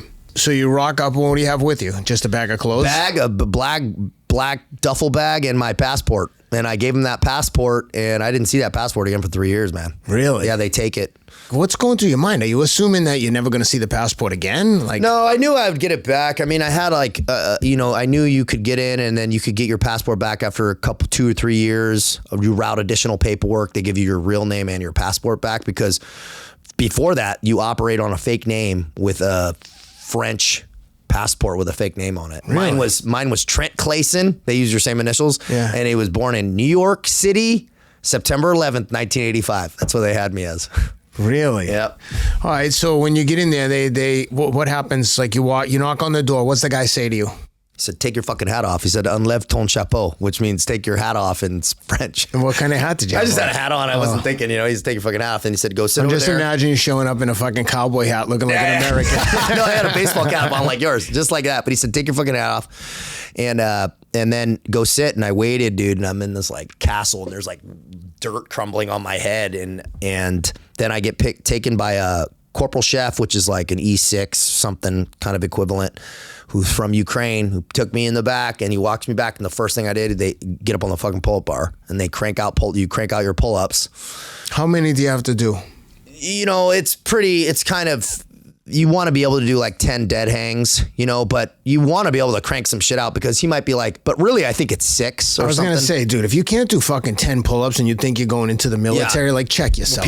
People go from some village in South America, will take a boat to a train to a bus to a plane and they get all the way there and they fucking fail the pull-ups. I'm sorry, dude. If you're a guy under 39 years old and you can't do fucking 10 pull-ups, you got to check yourself. Hey, dude, get up on the pull-up bar. If you can't do pull-ups, go do it. People avoid them and it's like such a confidence building exercise. I do it every day. I think it's the core of all fitness. Bro, if you can't, I think the dip, the squat, the run, right? If you could just do those and the pull up. Like if you have push-ups, you have a pretty good handle of your fitness if you can move your body up over a bar. Like 100%. Yeah, so that I just cranked a bunch out. That wasn't an issue. No issue for you, right? I mean, you've been working out every I can do pull-ups. You probably have the record there. Yeah, I could do a lot of pull-ups. And so then IQ test, really basic one, and then just to make sure you're not a fucking retard, it's a really easy one. And then they search your bag, and then you're waiting, man. And they put me in this barracks, a couple, just in that room.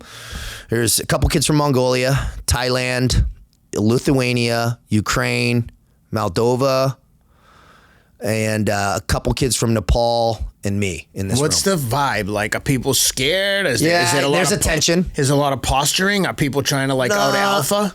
There's kids in there that are about the business that have seen some shit. And then there's some kids in there who are like, holy shit, where am I at? So you got the full spectrum. In terms of the vibe, though, was it more or less aggressive than like a Navy SEAL barracks? I would imagine it'd be much less. It's different. It's a different entity. It's a different reality. And so it's a lot of kids that are there because they have to be. Yeah. So there's that. Then you have guys there who are, there's like three types. There's the machine of war called machine de guerre, which is like the fucking dude from some Russian gulag who just wants to get after it with a belt fed. There's that guy. Yeah. Then you got the romantic who's like, I lost my girlfriend and now I go to the war. And those guys get fucking crushed. Then you get the pragmatic guy who wants it for the money and the passport. Okay. So you get those three. I'm like kind of a mix of 1 and 3, probably. Okay. You know, I was like, so but like I would imagine, I heard you say there was guys there from like Chad and different African nations. I'm assuming those guys want the passport. Those guys want the passport. Dude, there's a kid from Kenya. Dude, we'll talk about the running, dude. This humbling running with this kid. So people that aren't aware, getting a visa to France from Kenya is fucking hard. Yep.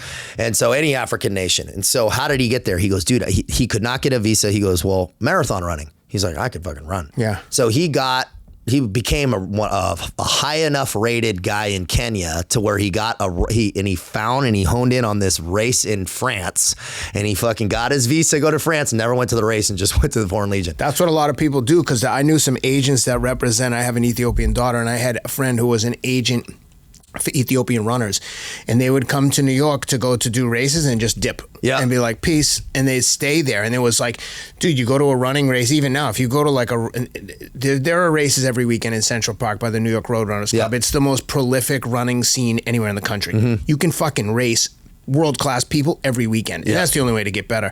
But these Ethiopians would show up, they'd stay there, and they'd join like West Side Runners. There was one guy who had this like club, and they would go there and just like, they'd be running a 10K in fucking 28 minutes. And you're like, I'm like, I ran a 32:30, and people thought I was like getting ready to qualify for the Olympics. And I'm like, dude, do you know the difference? It's like, even when I ran 2:28, wow, that's good. Fucking guys are running like 2 hours flat. Yeah. They're running a minute faster every single mile. And I'm running 2 minutes faster than the average finishing time. So just to put it in perspective, like I never lose sight of that. I always say like I'm the tallest little person. But dude, he was humbling because there was a test. There's a run test in the Foreign Legion. I think it's 2,700 meters. Oh no, it's 12 minutes. And I think 2,700 meters is how fast you got to run it at the basic. 2,700 meters. So that's like 2.5K. About a mile, like just under 2 miles? Yeah. Okay. That's 12 about minutes? Yeah, 12 minutes. So it's like fast. It's not crazy, but it's not crazy, but it's like that's the base. I think he was running fucking like 4,000 or something. Dead serious, bro.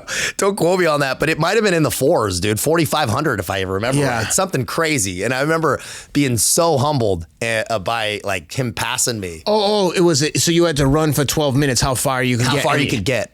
Oh, so yeah, dude, 12, I think 12 something is like the world record in the 5K, which is 3.1 miles. So if he ran 4, that sounds right for like what it was. He must have set the fucking record for French Foreign Legion. Dude, he was up there. Like it was significant. Anyone who can run like that is built like a pigeon. Like the guy has legs of a bird. He was tall, very lean. Very lean. I guarantee if no matter how tall he was, he didn't weigh more than 140, 150 pounds max. Yeah, so he was tall and lean, and his brother was a Legionnaire too, who had also run and done something similar. Could he do the pull-ups? He must have. He could do pull-ups. Like, he wasn't super strong, but they built him up over time because we did a lot of rucking, man.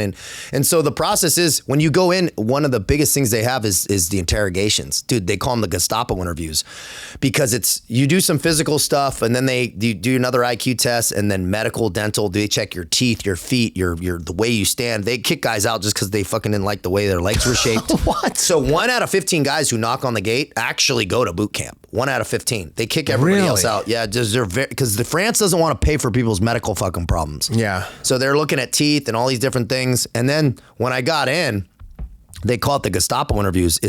They pull up everything they can on your background, Interpol background checks, your own country's checks. And they must have shit themselves when they got yours. Like, dude, Jesus. They're like, what? Well, they asked, they're like, what the fuck is a Navy SEAL doing here? Why are you here? Yeah. And I told them, dude, I ruined my whole fucking life, man. I need a thing. And I told them some truths, but I wasn't telling them the whole everything, but I told them pretty much what was up.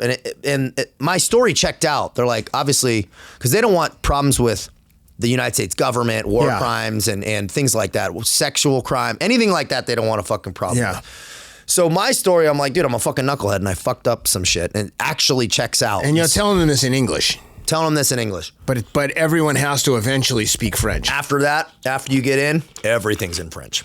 Everything's in French. And do you have an interpreter? Because I get that they want you to learn French, but what if you don't know? You have some guys. I mean, it's trial by fire.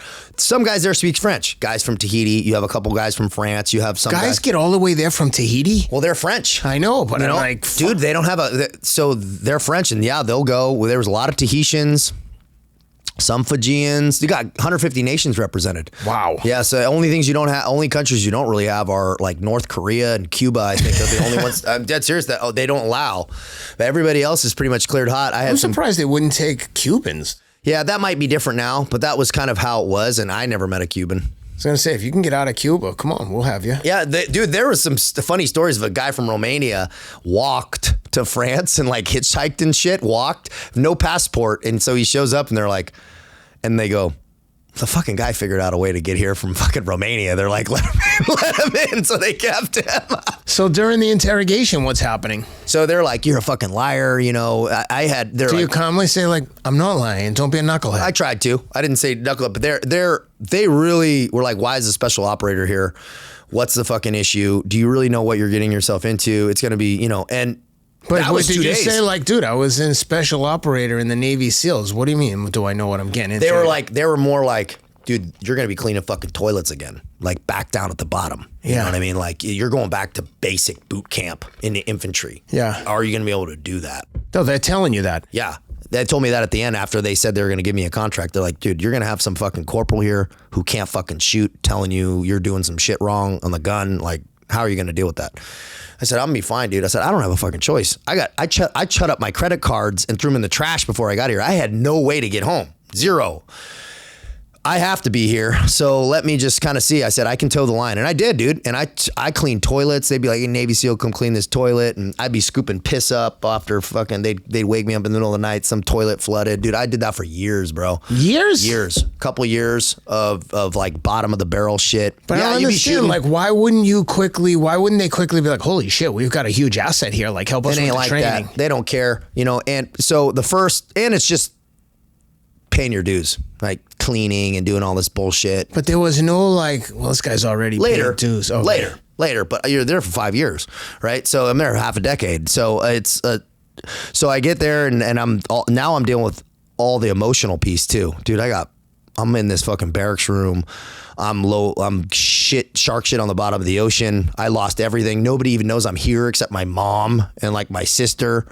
And I'm off the grid. What did I do with my life? And so I'm having quiet, sober quiet that I had never had in years. And so I'm had a lot of time to self-develop and reflect. And I'm sitting in this barracks room going, well, what can I control?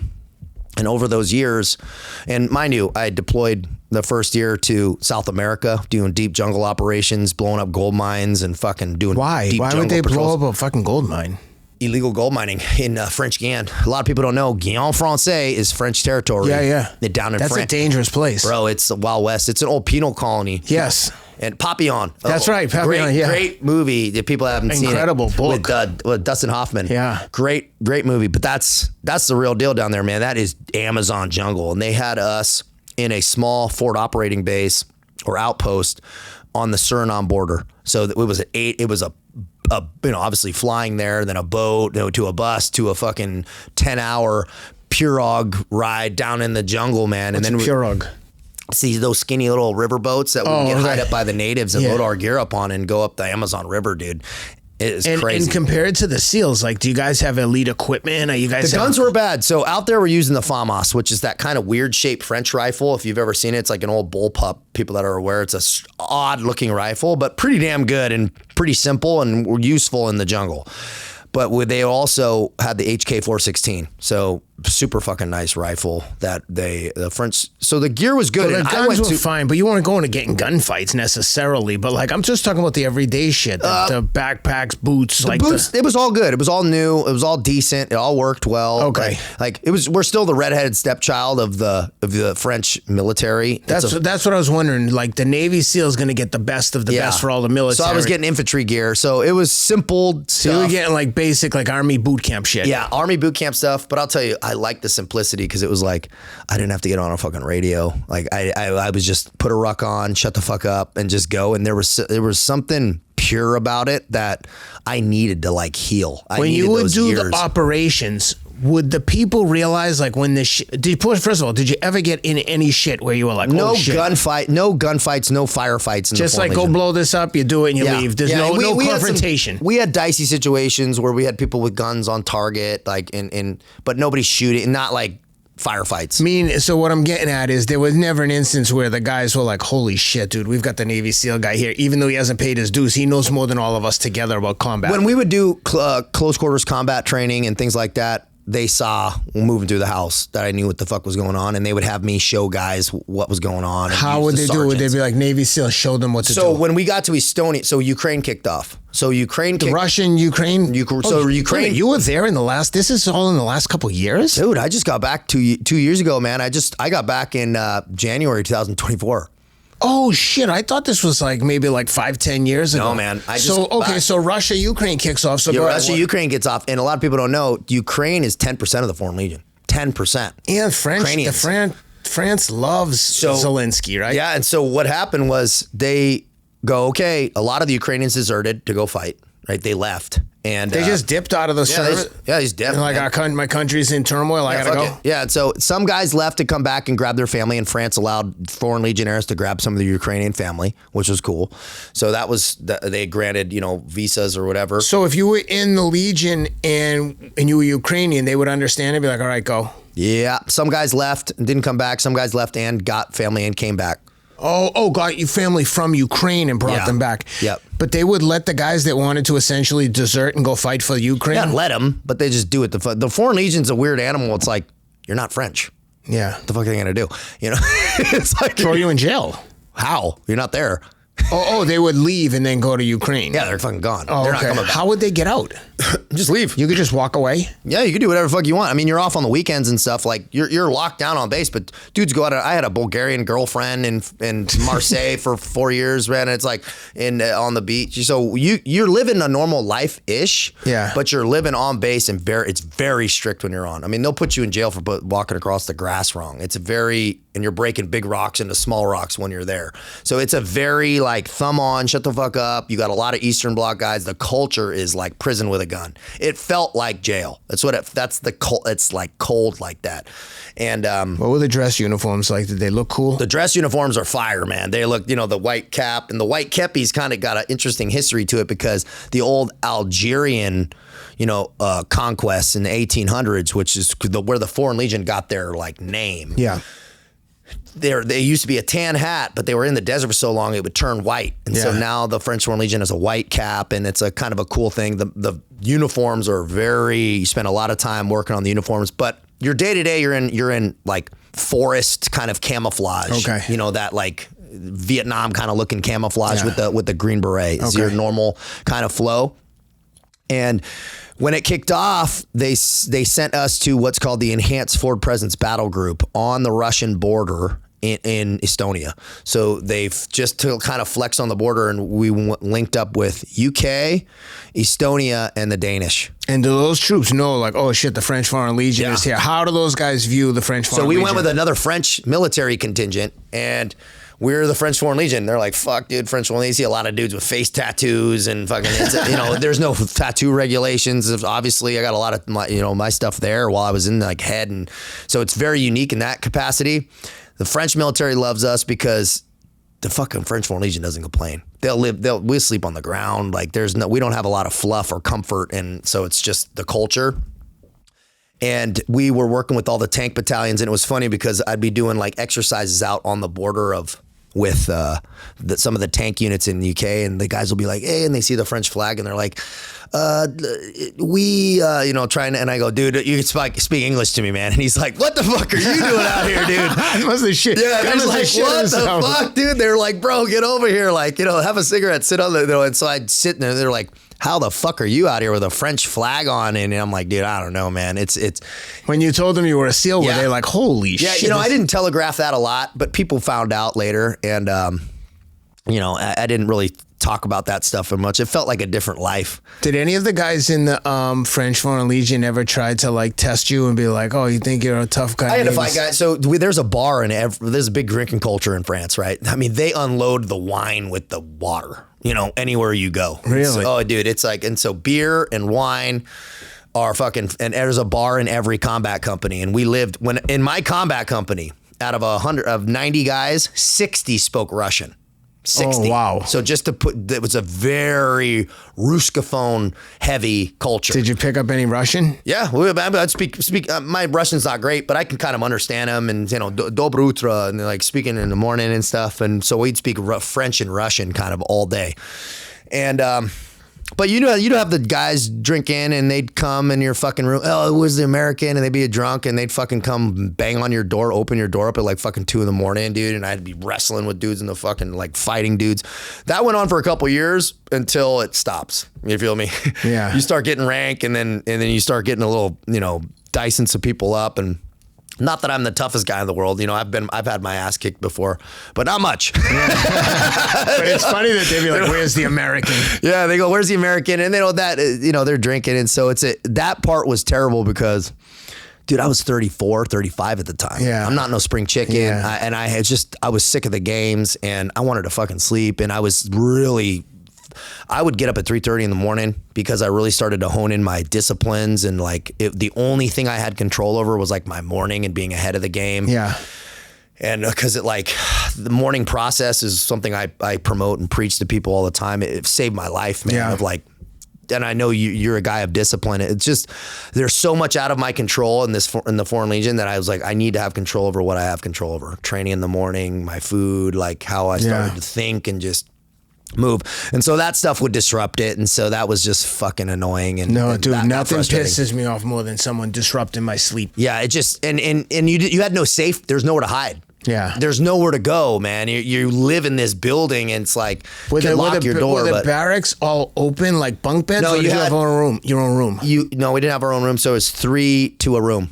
Oh, okay, but it was like 3. So you had like some privacy. Some privacy, yeah. We have your own like little like sinks and stuff, and like you could put a little fridge in there, and like when you start getting a little rank, and then I'm eating like my canned tuna, and I have my protein powders, and like I started to build my system to where, and then I had my gym on the weekend out in Marseille that I would go train, and I was focused, man. Like after the first year when I got my bearings, fucking really started to rewire and adjust and build my blueprint. Yeah. Yeah. Interesting. Yeah, I know.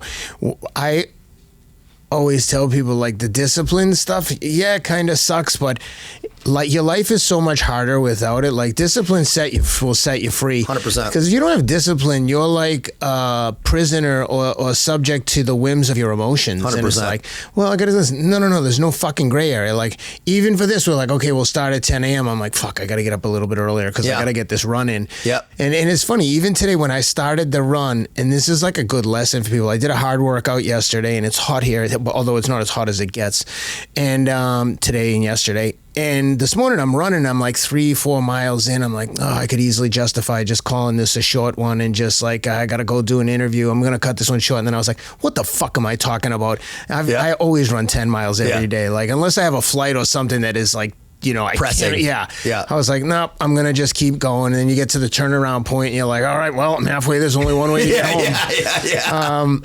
And now I'm done. And it's like done for the rest of the day and you can go about your business. But if you don't have that discipline, it's like all the things that were going on with you in Hawaii. You're just like, no, I have no discipline. So when I wake up, I don't have a plan. It's just so whatever sounds good. I don't feel that great. I'm really tired. Let me take some Adderall. And you're like in this cycle. Dude, that's most people. That subject to decision fatigue. And then living, I read a statistic that said 85% of people are caught in the guilt shame loop. Map of consciousness, people where guilt and shame are at the bottom, which we've, people who have been addicted to things and made a lot of mistakes, I know I have lived in. Bro, guilt, shame, then you do something to make yourself feel a little bit better in the moment, and then you aren't proud of yourself, and it's like you're in this low vibrational state. It's very hard to build a beautiful life in guilt and shame. That's right. Once you get up, even anger is better than guilt and shame. Apathy, anger, at least you're moving up the chain, but then you get to this acceptance and this love and this enlightenment, which we're trying to go towards. That's where I was trying to go, man. And dude, let's talk about the running for a minute in the Foreign Legion. Brother, I showed up and dude, it is minimum 5 miles a day. So it's 5 miles 5 days a week, pretty much every fucking day. Raining, snowing, ice, doesn't fucking matter. Dude, that's my life. I'm in the mountain regiment, so we are way up there where it's like Arctic tundra. And I'm in the French Alps training in the summer and in the winter, building igloos. Must have been beautiful, dude. It was beautiful, hard as shit. And I'm with guys from Nepal who are fucking smoking cigarettes, going up because there's a lot of guys in Nepal in the Foreign Legion. And dude, and now also no food in the morning, so they don't eat anything. They just eat black coffee and like a piece of bread, maybe. But nothing formal. That's only if you want to, but you don't go to a galley or nothing. It's not even available. But dude, they call it petite footing, little running. Dude, 13, 14, 15 miles, not unheard of on just a fucking any random day. Dude, any random day, the French officers, everybody goes out. Dude, we were doing full half marathons, full marathons in boots in mountains, no fucking training, no anything, no food, nothing. No water, nothing. Just no water? Nothing, dude. Dude, no water stations, people no nothing. Didn't drop? Nah, dude, they fucking go. Dude, it's just built in. They're like, 13 miles ain't shit. They're like, that's a fucking short run. And so that's the quantity of running. It's just a different philosophical approach than the United States military. And dude, it was like God smiling at me, bro, because I would be getting yelled at by some Russian dude in French, he's like some dude yelling at me in a Russian accent in French, hurry the fuck up. Some of these dudes are machines of war, man. They can run and do stuff. And I hadn't run in years, and first year was hard. Then it got a little bit better. Now I'm running. I still was never great. And, but dude, every day just showing up, and it was just having to click into that gear of like, I don't care what's going on around me. I'm not fucking stopping. I'm not quitting. And it was cool, man. We would go on these they would in the middle of the jungle, Amazon fucking jungle, on an outpost, dude, 8 miles. You went to the Amazon? Dude, yeah, we were deep Amazon, man. We were way deep in Amazon, right on the Brazilian Suriname border. Dude, how many? Running 8 miles, dude, just because through the mud and shit, dude, it didn't stop anywhere the Foreign Legion goes. Every day while you were deployed, they would run in the morning? Almost every day. Well, dude, if you're like, yo, we got an operation later today, why are we going to run every day? We would run 5. They wouldn't maybe do an 8, but they'd do a 4 or 5 mile, and then fucking you'd ruck up and go. We would do in your training gear, like in your fatigues and everything, and then you'd just be drenched in sweat all day. Dude, we would do 100 kilometers in like 14 days. Fucking rucking with a chainsaw, with chainsaws and shit in the back, dude. Chainsaws, hammocks, all this in, and they would be like, "Hey, Navy SEAL, let's give them the sledgehammer, let's give them the chainsaw." So wait a minute. So you would sleep in the hammocks out in the open every night? Yeah, with assuming a mosquito net. You'd zip it. Yep. What's surprising? The mosquitoes were pretty bad, but I didn't notice that as much.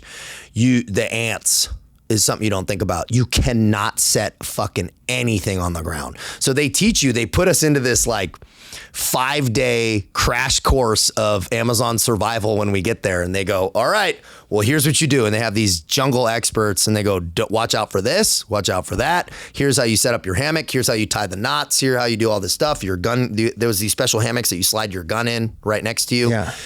Here's how you set your boots on sticks and all this shit, dude. And then fucking, all right, now, and it was water purification tablets and Amazon water. That's how we did it.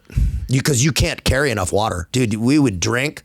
I would carry 3 liters, and I'm like so it's heavy. Yeah. And I would drink it, and I would all of them all day, and never piss. Just never, just soaked from head to toe. Just soaked from head to toe. And when you did take a piss, was it like brown? Yeah, I mean, you'd piss sometimes, but it was water purification tablets and rainwater. So it was amazing when it would rain because we'd collect it from our tents and stuff, and that shit tasted great because you're drinking brown Amazon water. But dude, I had never got the sniffles. I felt fucking probably the best I ever felt in my life down there. It was pretty amazing, just eating MREs and stuff. And so I had some good buddies from Madagascar and South Korea and fucking really interesting moments down there. And it was, dude, small cities.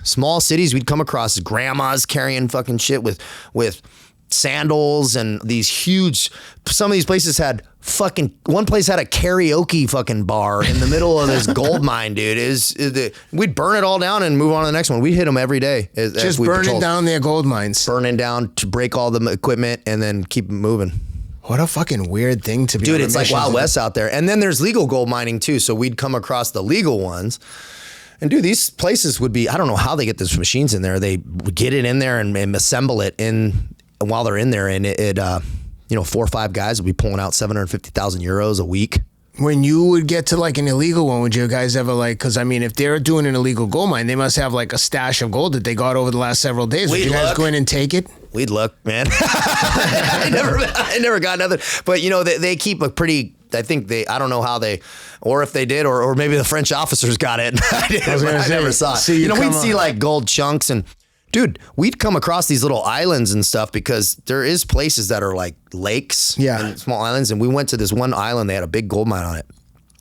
Dude, you pick up the sand, just gold flakes, just all in every piece of sand. No way. Yeah, I know why France has their pickies down there. A lot of oil too. Really? Yep. And so they're sending billions of dollars. The United States is sending doing a bunch of infrastructure stuff on bridges and stuff off the coast there. So interesting. I had a guy on the show 2 weeks ago, Mark Vins, who has a YouTube show called Brave Wilderness, and you probably have seen him before. He goes around and he lets bugs and hornets sting him like fucking murder hornet. Like, I forget. He gave my kids a bunch of life-size bugs that he had sting them, but they're like basically he goes around looking for the most painful stings. No way. And the ants, he said one of them was, the worst one was like an ant. It was called like, he did the bullet ant. He did everything. And he puts it on his forearm and things like, won't bite him, and he's using forceps and things like, and then him and his partner, they're like, yeah. And I'm like, dude, what the fuck? No thanks. Dude, we got hit, me and my buddy from Madagascar. He's a Muay Thai champion. So 39.5 is the cutoff. Yeah. And he showed up at the door 39.5, like exact. Yeah. And he had been fighting Muay Thai in Thailand. And so interesting guy. But he's walking with me and we run into these bushes. And we get hit with these, they call them fireflies in the Amazon. Dude, it's like fucking Game of Thrones down there, or like Hunger Games. Well, that's why I was bringing up, because I think if I'm in the Amazon, like I've talked to people who've done those adventure races like I did in Mongolia, and I did another one in Africa, and they were like, dude, we did one in fucking, I don't know, Panama or something in the jungle. He goes, the worst experience of my life. Like, I don't mind the running, the suffering, the eating, the food. I fucking hate being wet. Yeah. I hate sleeping in a tent. Yeah. And he was like, you would he goes, you do not want to be here. Dude, I sleep like a baby. I love the jungle. Really? It's one of my favorite places I've ever operated. I thrive. As a little kid, I was always fascinated with Vietnam, but even in the jungle there, it was, I love that terrain. I love slow, methodical, wet, like I really thrive in that. And you guys are just walking through the bush, right? Dude, with a machete and hacking the whole way. And I sleep like a baby in a hammock, and they have these howler monkeys all night. It's like, whoa. They call it l'enfer vert. That's what the French call the jungle, which means green hell. Yeah. It means green. That's how I view the jungle. It sounds like green hell. We saw big jaguar prints, dude, that size of my hand I never saw a jaguar. Cayman crocodiles, all the shit. And you bathe. There's nowhere to bathe. You bathe in the river, right? For a month. So does someone stay watch over crocodiles? The caimans are small. They're like 3, so they're not really going to smash you. There's bigger ones that I think are 6 feet that are black caimans, I think. That we never salt water. Oh, it's usually just got to watch for the rain, kind of what's going on and where the rivers are going. But we'd wash our clothes in there. But some stuff you don't think about is, you're washing your shirts and stuff, and it's that filth. That's silt, and it's sand, and so you're walking and you're sweating and it's fucking rubbing, and so you just it feels like sandpaper all over you after days and days. But you get good at it, and I really thrived in that. I really liked the environment. It's probably one of the most unique places I've ever been in my life. You like the jungle better than being cold up on the mountain? 100%. 1,000%. Hey, I fucking don't like mountains personally. I spent a lot of time in the Alps. We trained, we did stuff. It's not my forte. I kind of live in northern Idaho now, and they're pretty much prefer the jungle. Yeah. Oh, really? Yeah. Oh, yeah. I'd much prefer that deep humidity. Like I got off the airport here. I love, man, that it feels like God's giving me a hug, dude, when I feel that humidity. Well, then you're unlucky because this is the nicest it's been in weeks. When it's humid here, dude, it's like you could cut it with a knife. I would have loved that, man, dude. I love feeling like I can barely breathe, dude. I did a 10-mile workout the other day with the speaking of the runners, I had another guest on called Abdi Rockman, 5 different U.S. Olympic teams. Damn. Think about the longevity as a runner. Yeah, 20 years. So we went for a run, and dude, it was fucking so humid. I lost 11 pounds. Wow. In a 10-mile run. Wow. And I was like, this can't be right. But I had weighed myself like fucking 6 times. I'm like, wow. Yeah, it's like a super fast, dude, man. It was horrible. But yeah, I much prefer the mountains. Although, it's funny, as I've gotten older, my circulation isn't as good, which is kind of common. So my hands and my feet, if I go skiing, are like cold, like unbearable. Like, what the fuck? Do I have frostbite? Yeah. And you just can't, there's nothing I can do about it. But I much prefer the mountains and cold. And all my best running times have come in freezing cold. Oh, really? Oh, interesting. Always. If you look at any... You crushing the French Foreign Legion then, man, because it's cold all the time and they're running all the time. And you never get to run in running shoes? You do. So you a lot of times, most of the time, you're running in running shoes. Okay. In the Foreign Legion, at least for training in the morning, and then when you do a lot of the longer runs, they're like hoo-yah runs. Like Christmas is huge in the Foreign Legion, and there's all these competitions, and a lot of them are running based. You're running in boots for most of those. Oh, really? Yeah. So like the mountain, obviously you're running in the mountains and shit. You're gonna kind of want a boot, and they do that as kind of like a tip of the cap to military kind of. I gotcha. But most of the training, you're running in running shoes, and they're actually really good because I was never really super genned up on good running shoes. Yeah. When we got in there, you bring your own running shoes and shit. They're like, you have to buy these. You're going to be running a lot. And it was like Hokas or something. Yeah. And I had never really fucked with that. And I'm like, I don't need them. They're like, you're going to want to fucking buy these. Yeah. It was a beautiful decision, which I still stand by. Great company, but I don't know what you run in. But that was a savior for me. For like running long distances, was having good running shoes. All the top shoe companies all have like the top of the line shoes are all good. Yeah. You know what I mean? It was significant difference from running in like a Nike Metcon, where I'm like, exactly. I got it, I'll just tough it out. Metcon. Yeah, I'm like, I'll get it. I'm like, I didn't understand the difference, because I had never really run in running shoes. Yeah. Even it's in a the big SEALs? Difference. We didn't run in running shoes, man. It's like, we never trained like that. We only ran in boots. All SEAL training is in boots. Fucking crazy. Yeah, so we never ran in any, and you're running wet a lot of times, and so I don't think one time we ran in running shoes. Oh, wow. Ever. So how did you end up wrapping up the career in the French Foreign Legion? How does someone get out of there? So I actually was in my last Twilight tour, right? I come back, I had screened for a group called GCM, Group Commando Montana. I actually failed one of their running tests. I got invited to go. It's their commando unit, kind of a higher level type unit, and I failed it, and I'm like, all right, well, we'll see. And the guys are like, come back and fucking try it again. It's a lot of good dudes, and I'm like, well, we'll see what's going on. I go on deployment to Estonia, and I come back, and now I'm on this like kind of Twilight tour. And I go, what am I going to do, man? Maybe I'd screen again. Maybe I do. They're offering me like a different job and kind of some cool things after promotion or sergeant and different things. And I'm like, dude, I kind of want to tell my story, man. I felt like this need to, dude, I'm I'm having great days in the Foreign Legion. Fucking dude. They used to call me Monsieur Soleil, like Mr. Sunshine, just because I'd be smiling, and it's a fucking hard place to be positive. Very hard place. It's a very hard place to be positive. They yelled, scream in the morning, and I just was fucking like untouchable, man. I felt so good about who I was and what I did every day and training, and I was like, I was suicidal in my car, and now I'm having great days every day. I couldn't even remember the last time I had a bad day. Yeah. Dead fucking serious, man. I had bad moments, but really good days. I'm like, I want to tell my story, but I'm like, dude, I haven't had social media ever, you know, and I never, for years in the SEAL team, like, I just didn't have it. I'm like, well, maybe I'll start, and I got hurt. So I tore my medial calf muscle, and I get sent to a French hospital. They're looking at it, but I really had hurt it 3 years before, and I just kept running on it. Yeah. And so I'm in the mountains, and it kind of was like, I could feel I didn't have a lot of juice on it, but it was deformed. So it was like the whole fucking medial calf muscle was torn, but I had just kept running on it and didn't stop. But I'm like, it's time to get this checked out. And so I go to this French hospital, and they're like, what the fuck is going on? Like, we can't even tell. Like, it's super, so they kept me there for 6 weeks. And 6 weeks in the hospital? Dude, they sent in specialists. They sent in all these MRI. They're taking me all these things. And they're like, dude, we don't know how you're walking. And it's like fucked up. Like, we don't know what's going on.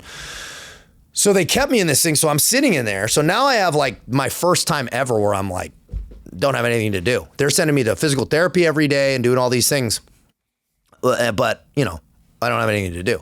So I'm like, well, maybe I'll start posting some pictures. That's it, you know, of like kind of my path and just some quotes. And dude, I had been just studying so much of self-development stuff and proverbs and samurai philosophers and stoic philosophy and just so much stuff. And I just felt like this need to get it out. So I started posting some quotes and started connecting with people that I hadn't been talked to in a long time. And that felt cool. And I finally felt like this kind of connection again with the world. Yeah.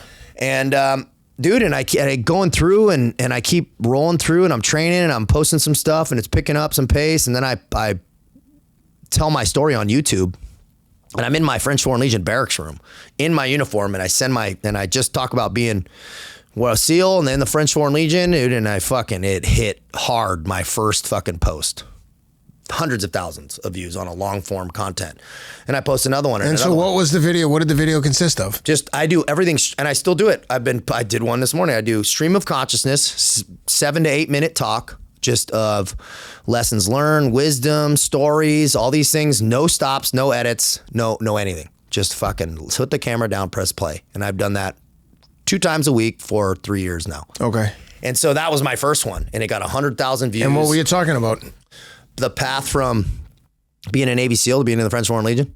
Oh, just like this, what we talked about today, just abbreviated. Very brief, just like that. Here's who I am, and this is a story, and I made a lot of mistakes, and fucking here's how you write it, and here's some things I've learned. And I started posting them, and I post, a couple a week. And mind you, people in the Foreign Legion have social media. It's not against the rules. Okay. But they don't like it when it gets fucking booms, right? Guys will, and I'm not saying anything bad about the Foreign Legion at all. And I never would. What if you did? Well, that's what they're worried about. But I'm saying, like, what if right now you just started trashing? What the fuck are they going to do? Well, they're not going to do anything, but I'm in the Foreign Legion at the time. Oh, okay. No, I understand that, but I'm saying, like, if you... No, now it doesn't matter. But I would never still, just because I have respect for the institution. Oh, okay. Right? I would never, and there's negative stuff, but I respect... You had a good experience. Yeah, I had a good experience, and it was positive for me. But so I'm like, by chance... I'm away, and I'm with a buddy who's a SEAL who just happens to be in France, and he's like, "Hey, dude, let's go to this winery." And so I had to go to a doctor's appointment, so I'm like away from the regiment, and I get a fucking call, and it's pretty much they're like NCIS. Are they speaking French when they call you? Oh yeah, they go, "Hey, on love tout cette merde to a VNC operator." They're saying, "Come here after when you get back from your fucking vacation, take all the shit down off of your social media and this and that." Mind you, I'm already coaching and I'm doing stuff now, right? You have clients. Dude, I'm making $40,000 a month sitting in a fucking barracks room coaching. Really? So what would a coaching client consist? So I'm not fucking taking this shit down, right? And so what would that consist of? Someone calls you up, they want coaching. They're like, "Hey man." So I get on Zoom, I'll do one-on-one Zooms. I'm like, I take a look at their diet, their schedule, and what the fuck they're doing every day. And then I hone and I sharpen all that shit. And that's what I do. Okay. So I'll look at their macros, their micros, their training, and then also just how they're thinking and what they're doing. And then just sharpen it up. And so I'm already coaching, doing stuff, and actually having a lot of success from his barracks room. And so I'm going, dude, this is what I'm planning on doing. And because I set the first video, and this is the real deeper. You must have had more money than you ever dreamed of if you're making even a few months at that. If you're living in a barrack. I've been doing it for years from that point too, and it hasn't stopped, right? And so I've done about 1.5 million in about 2.5 years. Right. I'll just coaching one-on-one, and I fucking show up every day and I just keep doing it. And I've did it from that barracks room. And so when they called me, mind you, I'm already getting hundreds of emails from guys who are going, dude, I was in my car about ready to kill myself. I'm a former veteran and I really fucking, dude, I saw your video and I'm getting the chills. Not one or two, hundreds of emails like this. And I'm going, dude, I'm not fucking taking this shit down for anybody. I have a higher calling with this. And they said, fucking, you're taking it down or we're going to put you in jail, back to back 30-day fucking jail sentences until we kick you out anyway. Or you fucking don't. And I'm like, okay, well, I'm getting a fucking lawyer. So I got a French lawyer. I got going back to the base because they're going to fucking crush me. So here's what really made the decision. That Monday, I had a vacation day. They didn't know that but I had already been approved. So I had a phone because I had to go to the doctor's appointment. They went in and trashed my fucking room, locked everything up, locked everything I owned up with zip ties and all the shit. And I get a call from my South Korean buddy. He goes, dude, they trashed your fucking room. They came in and he goes, dude, you come back here, you're fucking slammed. They didn't tell me that, right? So I knew this information. And I go, dude, I ain't going back there, right? So I called a lawyer and so we worked and I'm fighting them and I'm in contact with them and I'm going, dude, paperwork, it's all kind of covered. They're like, hey, I'm still on this medical kind of weird leave thing. And so there's like some gap and I'm fighting it. And finally this lawyer comes to the end of the thing and goes, dude, you're not a citizen. You're never fucking signed paper. You're not anything here. He goes, dude, they can do whatever the fuck they want to you. Do you even know what you signed when you? And I said, fuck no, it was all in French. He goes, yeah, dude. He goes, get the fuck out of here. He goes, really? You're not French. He goes, dude, he goes, they're going to kick you out anyway. You're not taking this down. You pretty much told the general to fuck off. It's not going to go well. And I knew that already. So, it was the general that called you? Yeah. The general's giving the orders. Giving the order. Yeah, because it wasn't an issue, but I was getting hundreds of thousands, 500,000 views on everything I was putting up. And I was all positive stuff. Here, be better, fucking don't make, but they didn't like what I could say. Yeah. Right? And I never would though, but they don't know that. And I understand their side. So I said, fuck, I'm getting the fuck out of here, man. And so I called them. I said, hey, I'm out of here and break my contract. And they said, fine, you fucking do your thing. And I left. I took a one-way ticket. But they locked up all your shit? So I'm not allowed back in France. That's the whole thing. Why? Technically, I can't go on any French territory. So when they locked up all your shit, did you even have your uniforms with you? Like so you don't even have your French Foreign Legion uniform? I got nothing, dude. Oh, but here's by chance. When I leave that, so it ended up being good because I was where I needed to get. There was no more missions. I wasn't re-signing. I was like 6 months away from my fucking. So for me, it was like, okay. And people will say that puts an asterisk on it. Like, oh, you fucking did. And I go, look. Fuck? And I say, look. Say, I've been in jail 3 times. You think I give a fuck about an asterisk? I've been kicked out of the Navy. I go, it's not my country. I don't have loyalty to France. And sure, I would like things to go well. I go, but dude, this ain't a fucking fairy tale. It's life, man. Shit happens. Business agreements break. Marriages break. Dudes would be calling me out for stuff. You broke your oath. I go, dude, you're fucking divorced. You cheat on your wife. Shut the fuck up, dude. That's right. It's like these things. I go, dude, I got to do what's right for me and mine. And I felt like I was on a higher purpose. And you can only tell a smart decision in retrospect. Yeah. I have a house. I've made fucking $1 million. I've had helped thousands of people, thousands of clients. I have a baby, like all that stuff. My mother's proud of me. My family's good. I've had some unbelievable vacations and cool moments. I've got to help my mother who had some recent health issues. None of that would have been fucking possible. Dude, when you can work doing things where you're the boss and no one else has any sway over you, I always tell people, I worked on a trading desk for 20 years. I made millions and millions of dollars per year. Yeah. I don't give a fuck. I don't have conflict with anyone anymore. Look at what I'm doing today on a fucking Wednesday. I'm sitting here talking with you. Like, I couldn't wait to do this. Yeah. When I had meetings in work, I'd be like, oh, I got a meeting with this fucking asshole today. Yeah. Like, I hated everybody. And some 100%. Of them were cool, but I'm like, anytime you can control your own destiny and do things that you like and feel proud of and get paid to do it, you're winning. Dude, I am so grateful. Sure, there's the risk. There's no safety net, but there's also all the upside. And I love having, for so many years, man, I had no full agency of my life. That's right. having full agency of my life. And here's the key, right? People go, well, how do you fucking keep it going? Dude, I still, to this day, do the same thing in my beautiful master bathroom in my modern farmhouse that I did in the French Foreign Legion barracks room. Ask my fiance, dude, I wake up at 4, I do push-ups in my fucking bathroom on the floor with my black coffee every fucking day. I did them in this hotel room today. I record it every day. I record it and I because it's part of what I do. That's my like homage to God, or it's like my respect of I heard this quote that said, don't take too much in this world. Taking too much from me would be getting too comfortable. Being like, dude, I don't really have to get up early. I don't have to go train. You're right, I don't have to. I could get away with not doing it, but I'm fucking scared. But dude, this is. I'm glad you said that, because this is how I felt this morning when I was running.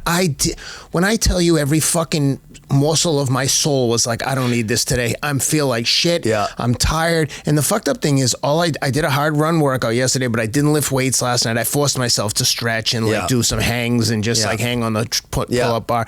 And so I figured, you know what? I'll wake up full of piss and vinegar. And I woke up, and this happens a lot. And I'm like, motherfucker, I can't tell how I'm going to feel when I'm getting in good shape. I can't tell how I'm going to feel until like 5 or 6 miles into a run, which sounds crazy to people. I get it. It's like when I say what my times were for the runs. They're like, that's blazing fast. I'm like, fucking life is relative. If I ran a marathon in 5:39 per mile for 26 miles, and I tell you that, you know, I ran 6-minute mile repeats and I was struggling the whole time, people are like, that's so fast. I'm like, do you know how unfast that is relative to where I've been? I'm like, but I'm not. It's not a competition. But the point is, it's so easy, like you said, to just go, you know what, not today. Yeah. But that not today to me will be like, for people like us that are addicted, oh, that felt good. Maybe it will feel too good, and tomorrow I'll do the same thing. Again. And I'm so scared of going back to the life I had where I was prisoner to everyone else's needs. And now I'm in control of everything, for better or worse. It's holding the line. And it's like that line, if I start moving it, degradates very quickly. Exactly. And so I have a little fear, and it's a healthy fear, right? I don't like to live in a fear, but I have a healthy fear because, dude, I want to pay my respects every day, getting up early, even on vacation, man. Like, not that I'm a robot. It's not always 4 on the dot. It might be 4:30, but it ain't 7, right? Ever for me. That's just how my thing that I like to do. And it's proved to work, because then how that sets me up also is, dude, 7 days, sometimes 7, but always 6 days a week. Dude, I do one-on-one Zooms 8-9 hours a day. I start at 6, I go to 10, I break, work out with the kids, spend some time with the girls, and then I do it in every fucking day for years since the day I got it. And I've kept that going, and it's proved to work. And so looking back, man, here's what I'm proud of. I'm proud of the discipline I learned there, of the self-discipline, and then maintaining it. And keeping all the pieces, and with all the whack-a-mole stuff, you got kids and dogs, and so, you know, it's like all that stuff, and still maintaining some semblance of like battle rhythm and discipline, and constantly holding the line. That's what I'm proud of, man.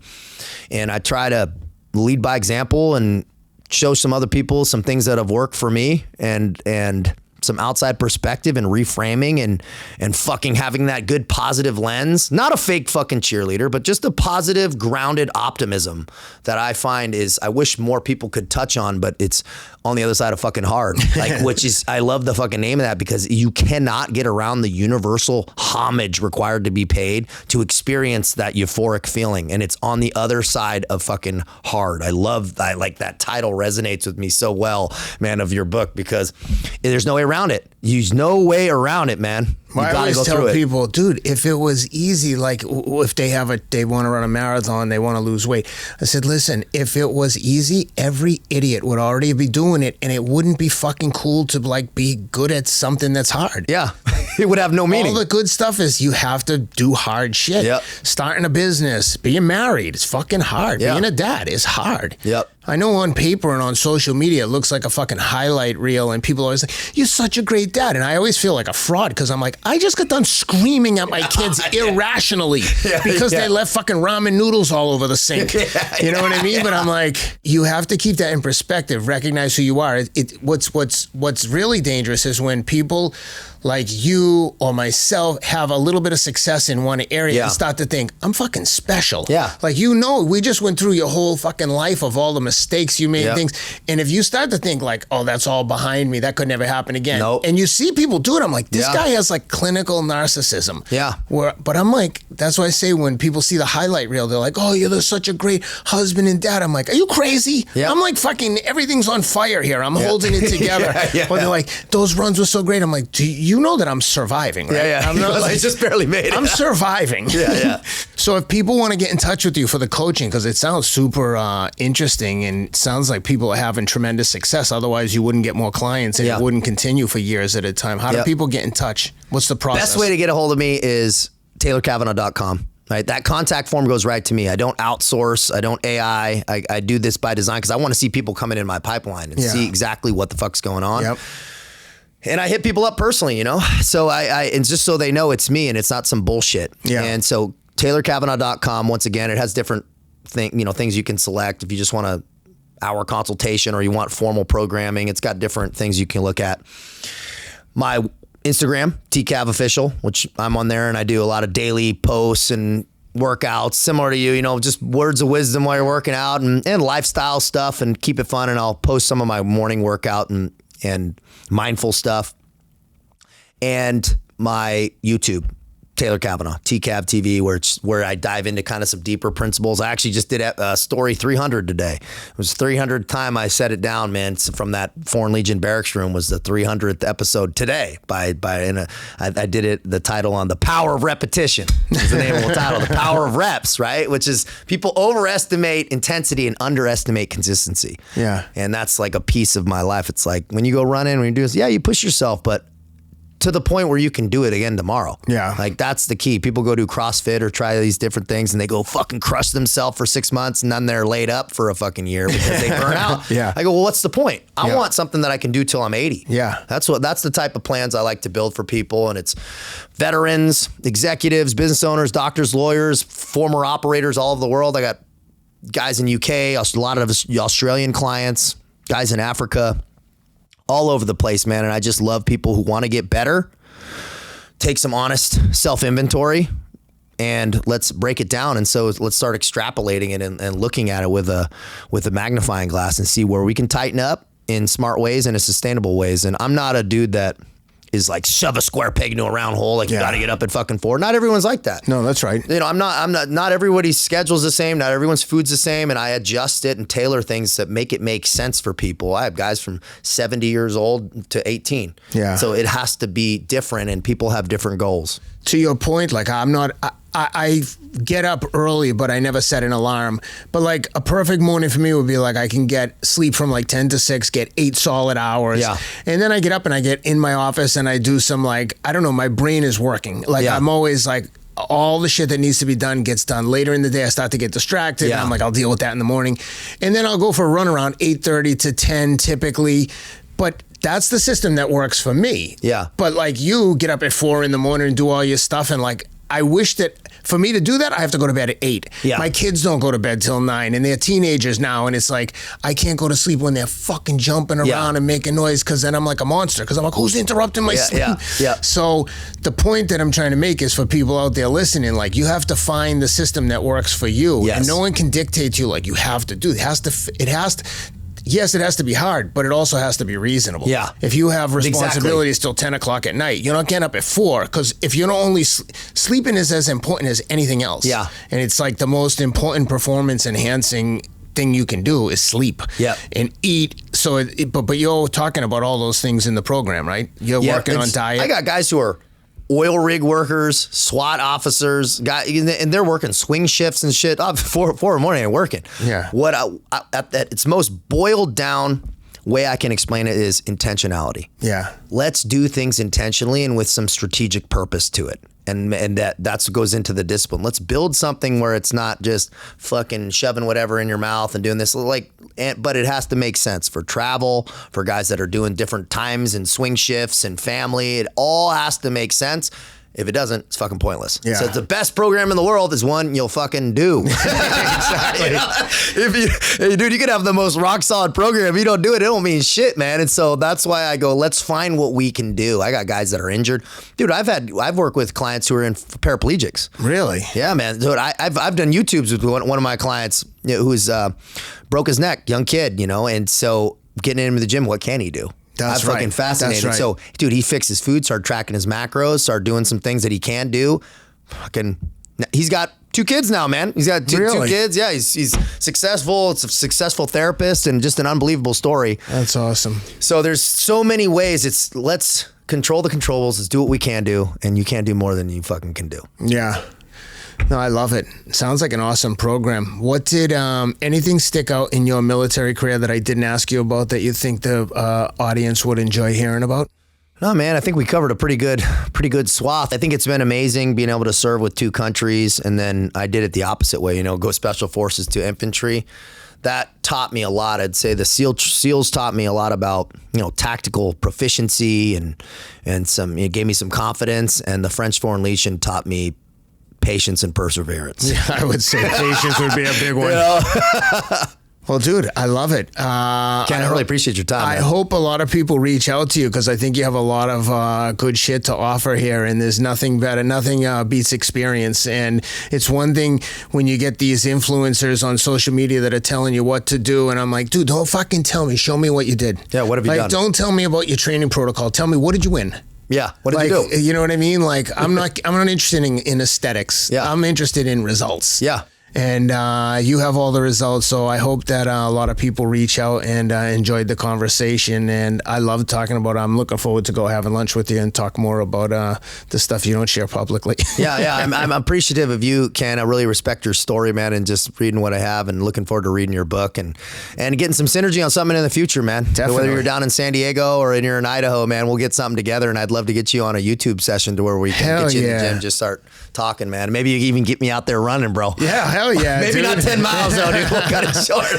I love to talk some dad content with you. I think that'd be great. That's a big, there's a big void in the market there of like real positive dads that are doing it all, because it's like, if you're going to be, I always say this, but your kids will believe some of what you say, but they'll believe everything they see. Yep. And you have to lead by example, whether you like it or not. Your kids see you. When you go to football practice and all the dads are there, they know which dads are in shape and which are not. And I'm telling you, the kids like wear that like it's...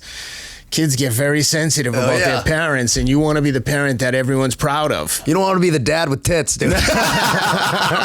Exactly.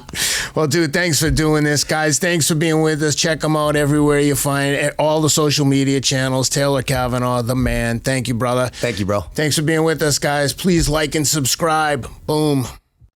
All right, guys, I hope you enjoyed that conversation as much as I did. Please take a quick minute to subscribe to the podcast wherever you're listening. This is a new show, so subscribing makes a huge difference. Please also take a minute to give it a review and leave a comment on Apple Podcasts and on Spotify. You can also subscribe and leave a comment on YouTube. Again, this is really important for us, especially now since we're just getting started. Please also check out all of our sponsors. They make the show possible, and honestly, I love and use every single product we talk about on the show. You can learn more about me, this podcast, and also find links to purchase my upcoming memoir at theothersideofhard.com. My new book is called Everything You Want Is on the Other Side of Hard, and it comes out March 10th, available everywhere you buy books. Or again, go into theothersideofhard.com. There's multiple links there where you can find all the retailers carrying the book. Thanks a lot for being with us, and we'll see you next week.